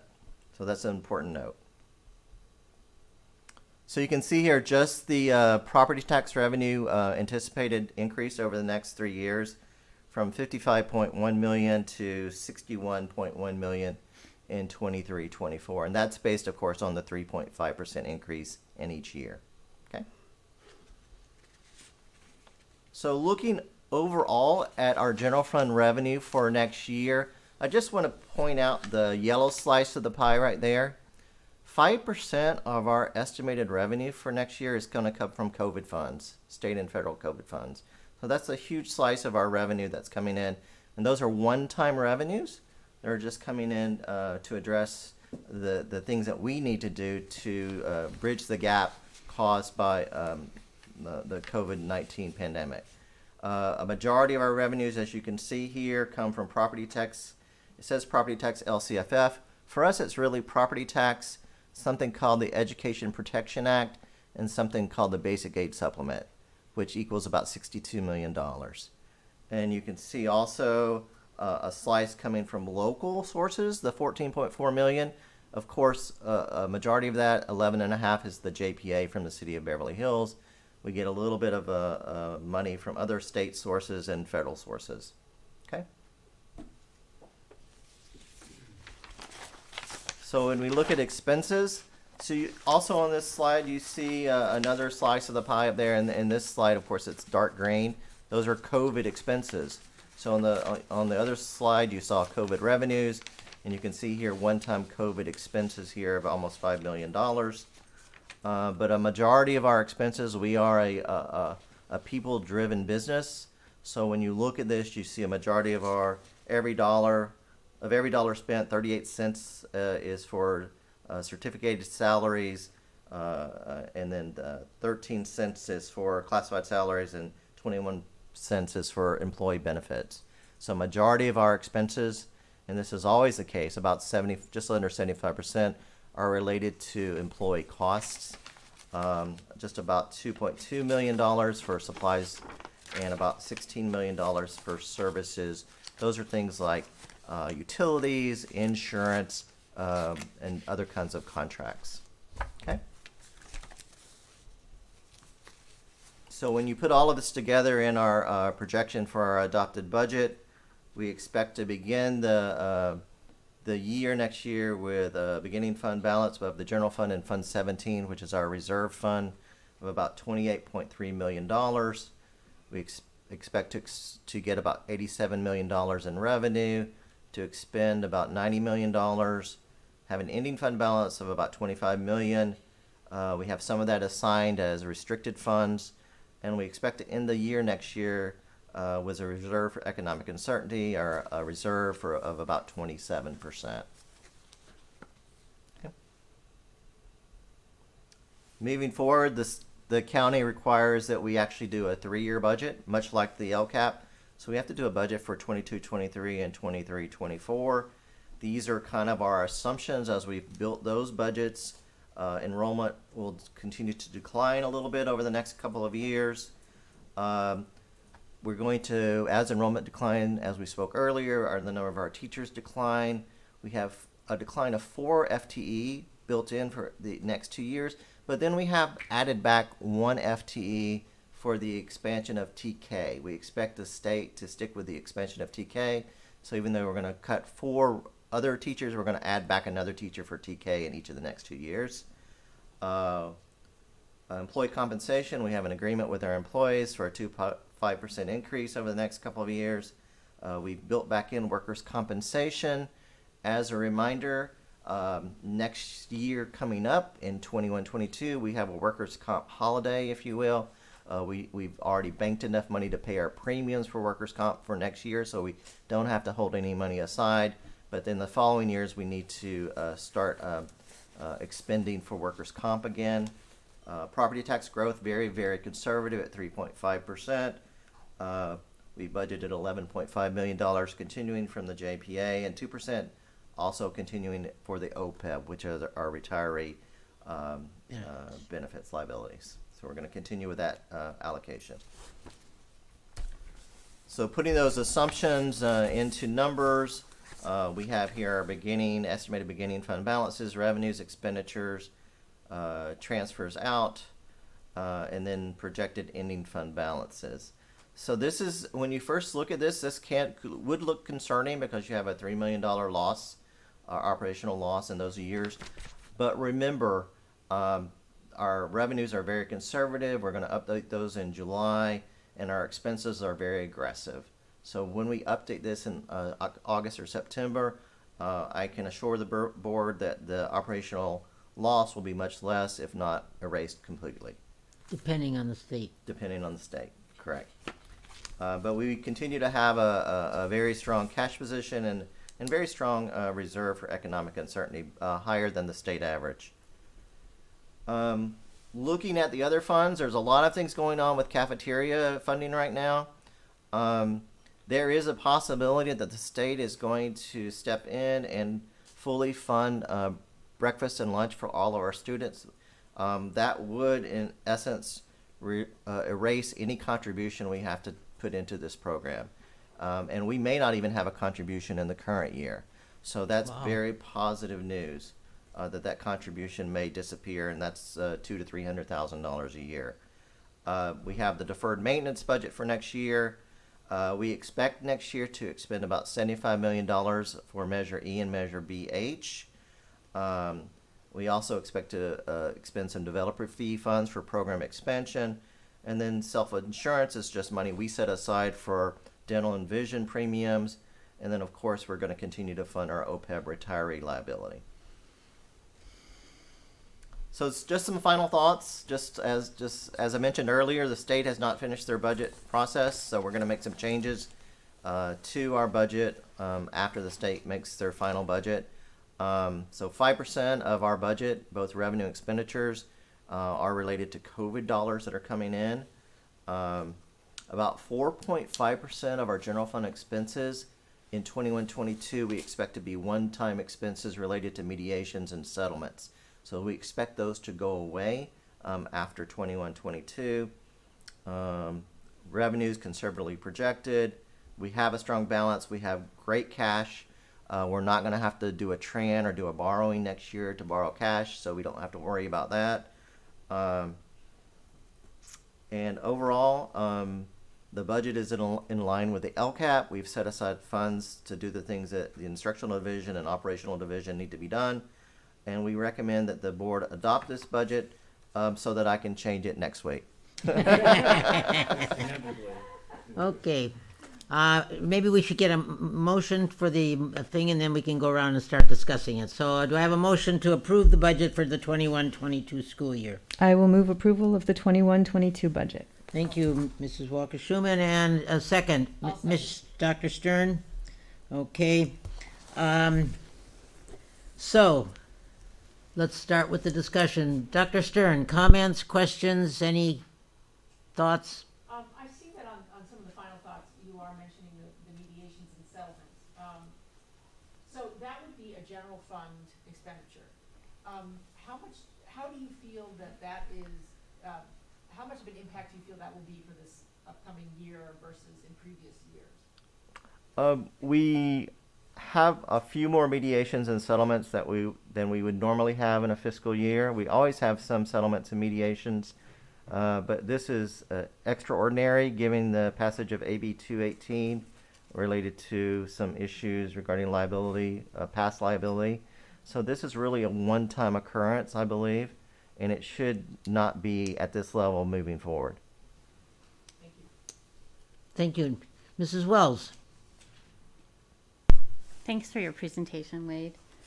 I had just a couple questions. Let me see. When you're talking about the state funds that what do you expect to come from this when the state budget is approved? Do you think is it one-time funds that you think will swing our budget, or will it be the funds that we ordinarily get? So we expect a couple of things to come from the state, or hopefully come from the state. We expect some additional one-time COVID dollars in some form or fashion related to bridging the educational gaps, our safety, PP&E and things like that. We expect some more dollars related to that. We expect some money for food services, so the cafeteria. We expect some dollars for that. We also are hoping that the state will give us additional dollars for TK, for the expansion of the TK program. So right now we've just put the expense in our budget when we haven't budgeted anything for additional funding, like a categorical program, state funding for TK. Mm-hmm. So we're hoping to get money for that. In addition, there's talk about preschool. So if preschool becomes a K-12 program, we would hope the state would give us money to at least start that process of creating a preschool. So there's a lot of things in the state that the state's talking about that could have some impacts on our budget.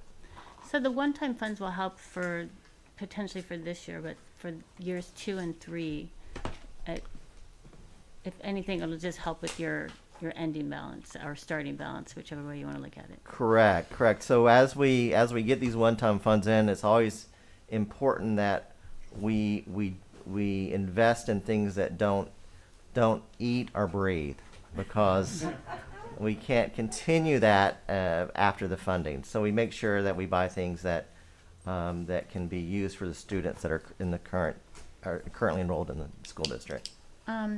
Another question I had is why, and you may have said this and it went right by me, is why are you so conservative on the property tax? That's just how CBOs are. No, really, the truth is there are some mixed signals about property tax growth. When you read the paper, you see these values just going out the roof. But then there's some other indicators that say maybe people aren't turning their homes over as quickly. And Beverly Hills is a very unique community as far as property transactions.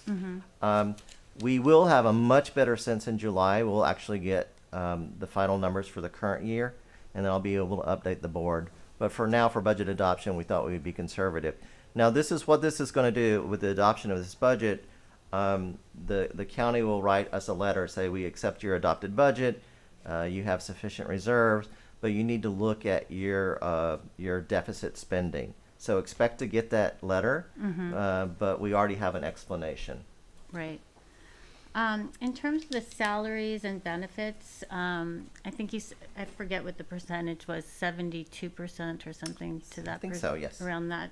How does that compare to other districts that are like us? I don't have a comparison of like districts. I do know that on average, just districts across the state of California, it's somewhere around 75 to 80%. So I don't have a basic aid or community funded comparison, but for districts around the state, it's somewhere between 75 and 80% is kind of the Right. standard. I think actually we talked about that previously, maybe getting something like districts like us to use as comparisons for just a point of reference would be really nice to have. Okay. Let's see, property growth asset. I think that's it. That's Okay, my thank only you. questions right now. Thank you so Mrs. much. Walker for this. Schuman, your turn. Just two quick questions. Some of the COVID dollars go beyond this year, right? Some of them don't expire until the out years as well. Yes, you are correct. In this budget, we've budgeted as if we're going to expend them all in 21-22, but some of them don't expire until 23-24. Okay, I remember hearing that. I just want to make sure that's clear also.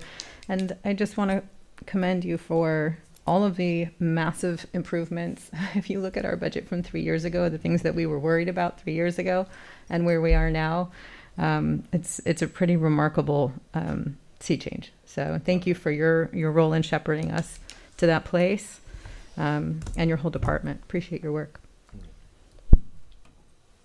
Okay.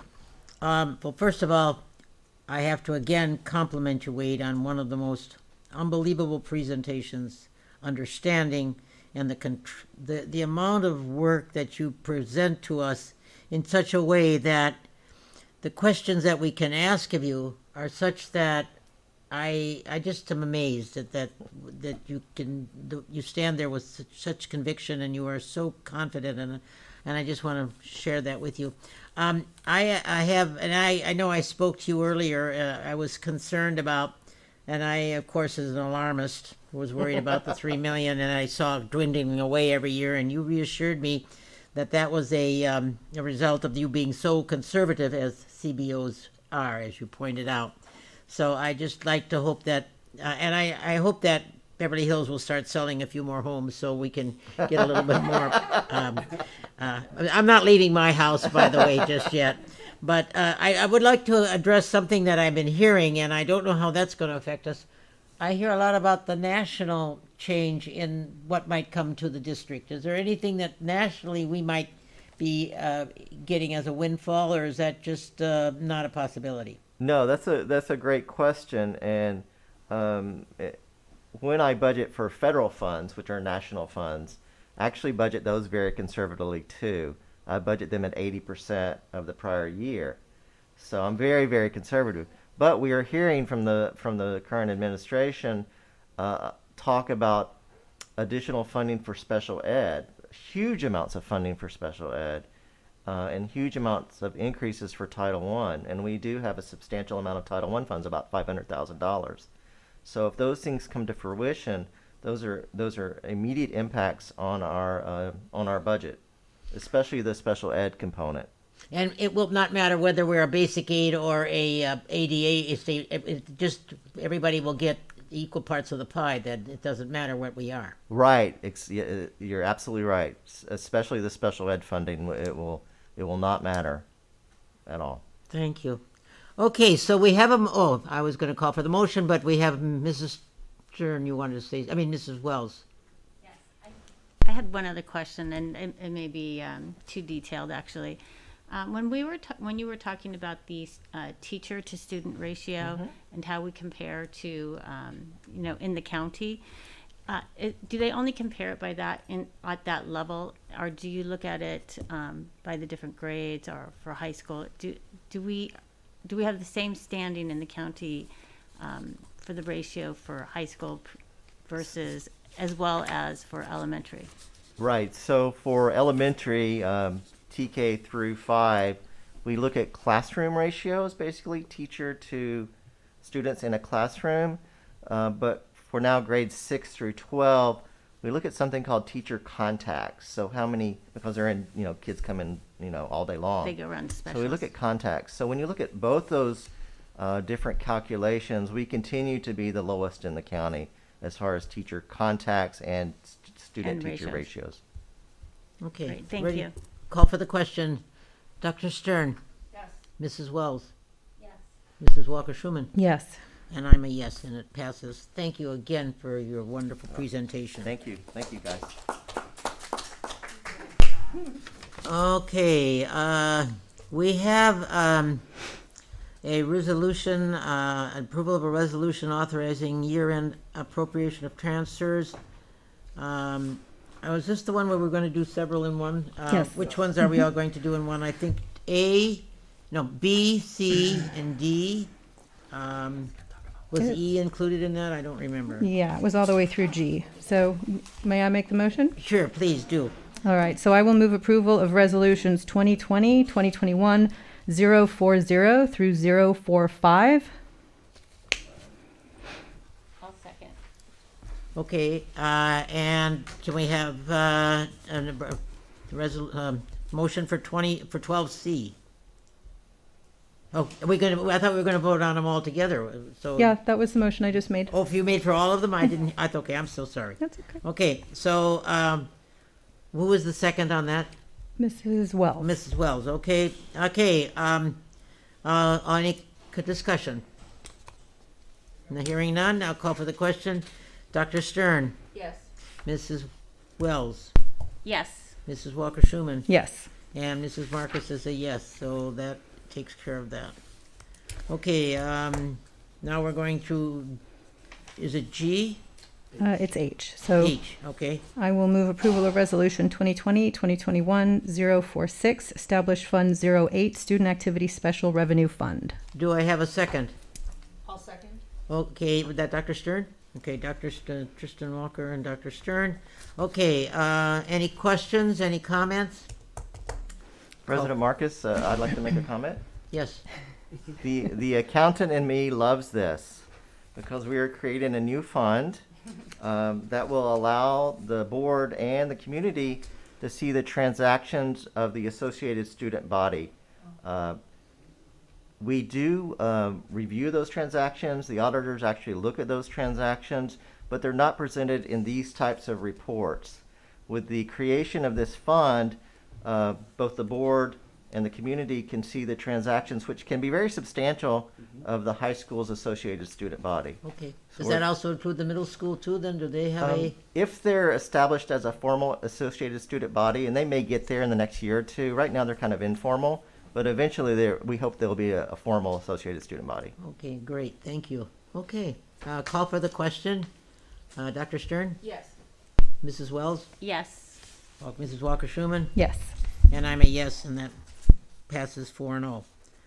Okay, I need a motion for the rejection of a claim number 59423. I'll make a motion to reject the claim 59437. I'll second. Who said that? Okay. Okay, any no discussion. Dr. Stern? Yes. Mrs. Wells? Yes. Mrs. Walker-Schuman, Yes. and Mrs. Marcus is a yes, okay? Okay, moving on, planning and facilities. I will move ratification of a proposal to purchase additional furniture from New Tangram LLC, DBA Tangram, for the Beverly Hills High School B1, B2 buildings by utilizing piggyback contracts and contracts from cooperative purchasing organizations. Now, I have a second. I'll second. Dr. Stern, okay, comments or questions? I just want to make one thing, that when they did their initial walkthrough of the B1, B2, and they started to walk through and see the rooms and everything, they realized there were many things that they had not purchased for the waiting rooms and things like that, and that's why this is not, even though we did make a big motion for this once before, this is just because we missed some things going through the first time. So I just wanted to share why we're doing it again, in case there were any questions by our stakeholders and so on. Okay, so I'll call for the question. Dr. Stern? Yes. Mrs. Wells? Yes. Mrs. Walker-Schuman? Yes. And Mrs. Marcus is a yes. Okay. Okay, KBEV is gonna love this one.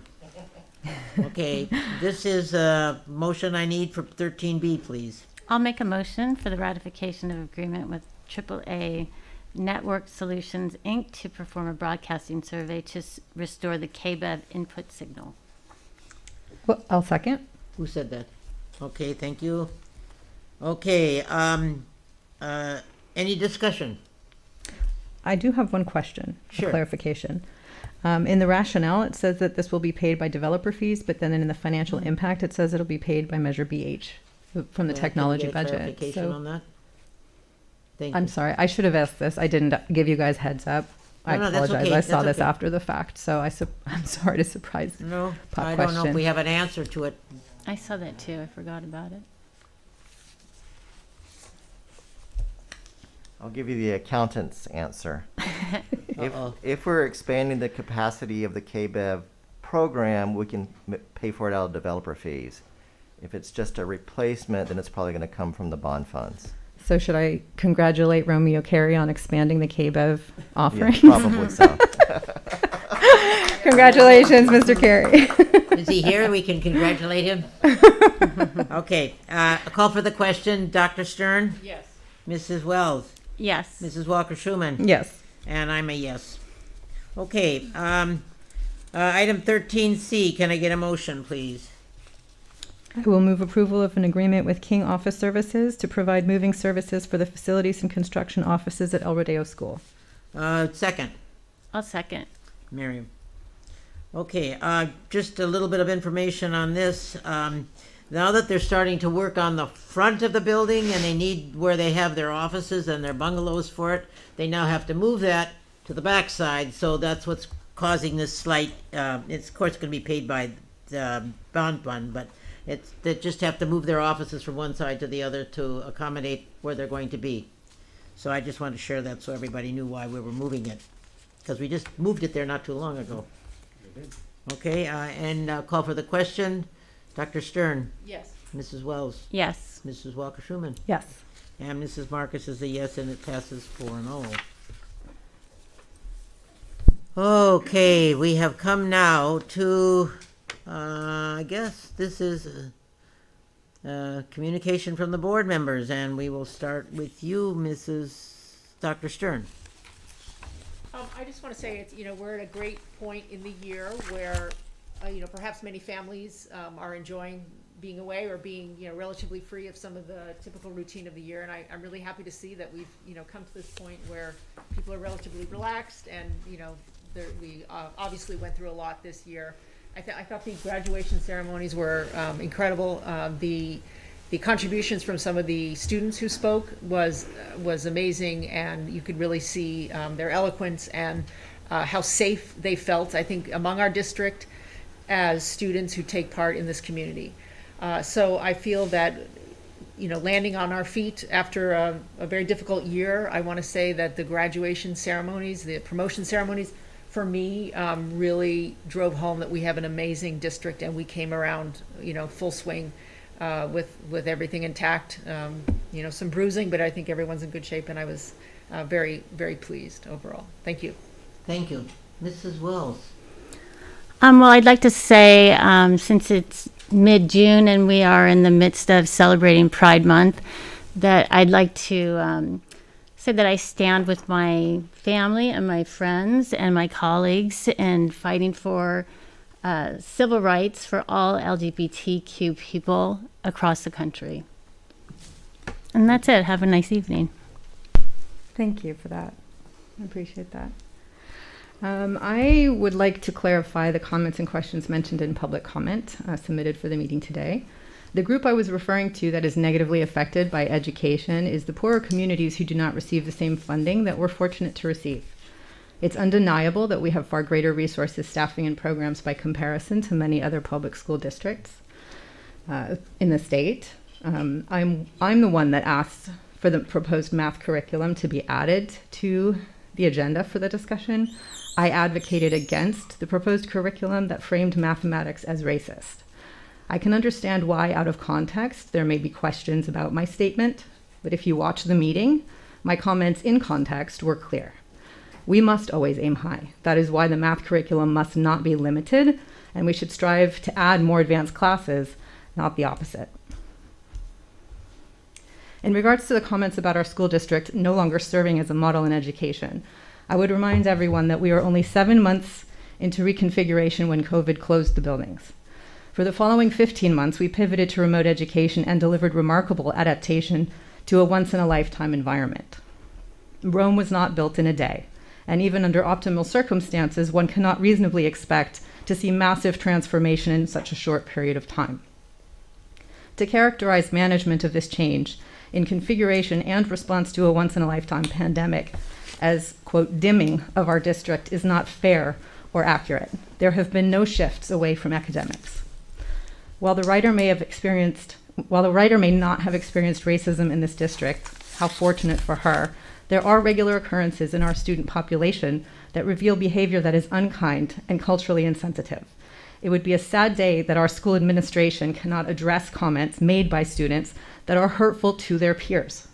If students were making negative comments about their Jewish peers, there would be outrage and there would be an attempt to inform students why those comments are unacceptable. It is no different when the comments are based on ethnicity rather than religion. Everyone should feel protected and safe in our school environment. When a handful of students engage in this behavior, they are addressed individually. But when there are many students across grade levels and school sites that engage in this behavior, it deserves a more broad approach. Teaching students that racist comments are hurtful is not collective punishment. Character education mandates that we do not ignore this behavior. As a board, we unanimously rejected the proposed ethnic studies curriculum last year. We unanimously passed a resolution opposing anti-Semitism in our district and opposing anti-Asian hate in our district and supporting our faculty, staff, and students in observing Pride Month.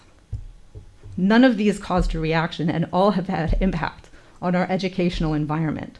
We cannot bury our heads in the sand and pretend that this behavior does not exist. Thank you.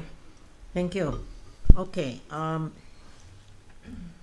first of all, I would like to comment on that. Yesterday, we had our first Facilities and Construction Committee meeting that was set up earlier in the year, and it was a very good meeting. It presented the construction program that's been ongoing. There will be one meeting every month, and the 5 people that have been chosen are very, very competent and will be looking into the construction program and trying to see what they can do to improve and make sure that it continues as it is.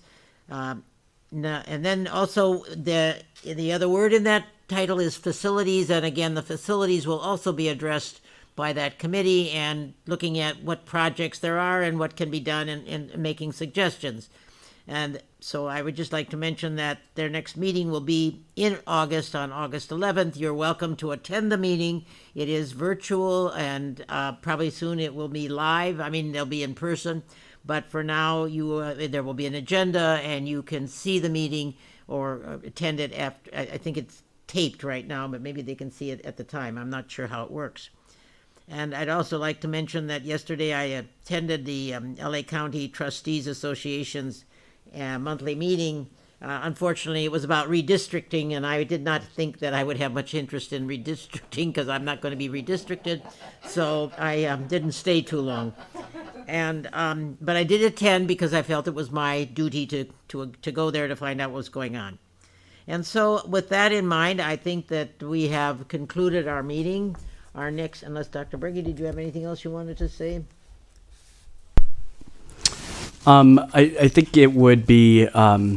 I think I would regret closing our meeting without saying something about our public comment, because I'm sitting here really shocked, surprised at some of those comments, and I think that we've gone through such a difficult period with the pandemic, and I think that just as a nation, we've had a lot of time through this pandemic to reflect and watch what's happening in the news and across the world.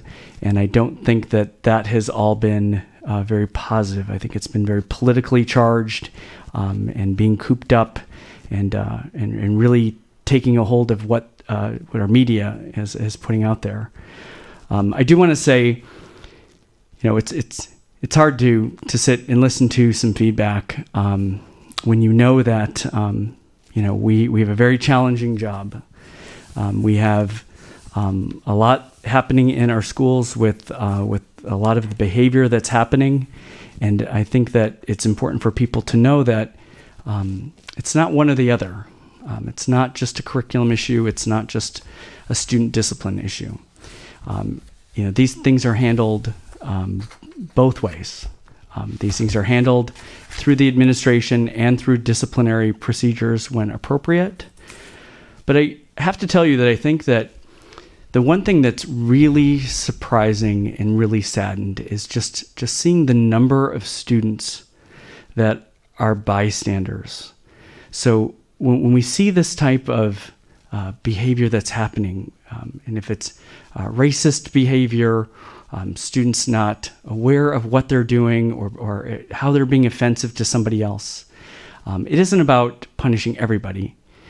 It is about addressing what's happening, and we're noticing as administration that there's so many students that are part of what's happening, and they don't know what to do, and so they're watching this take place, and so we have a system problem here. We are an incredible place, a magical place, but we're also just a microcosm of what's happening in our country and across the world, and we can't forget that. And we're on the front lines now.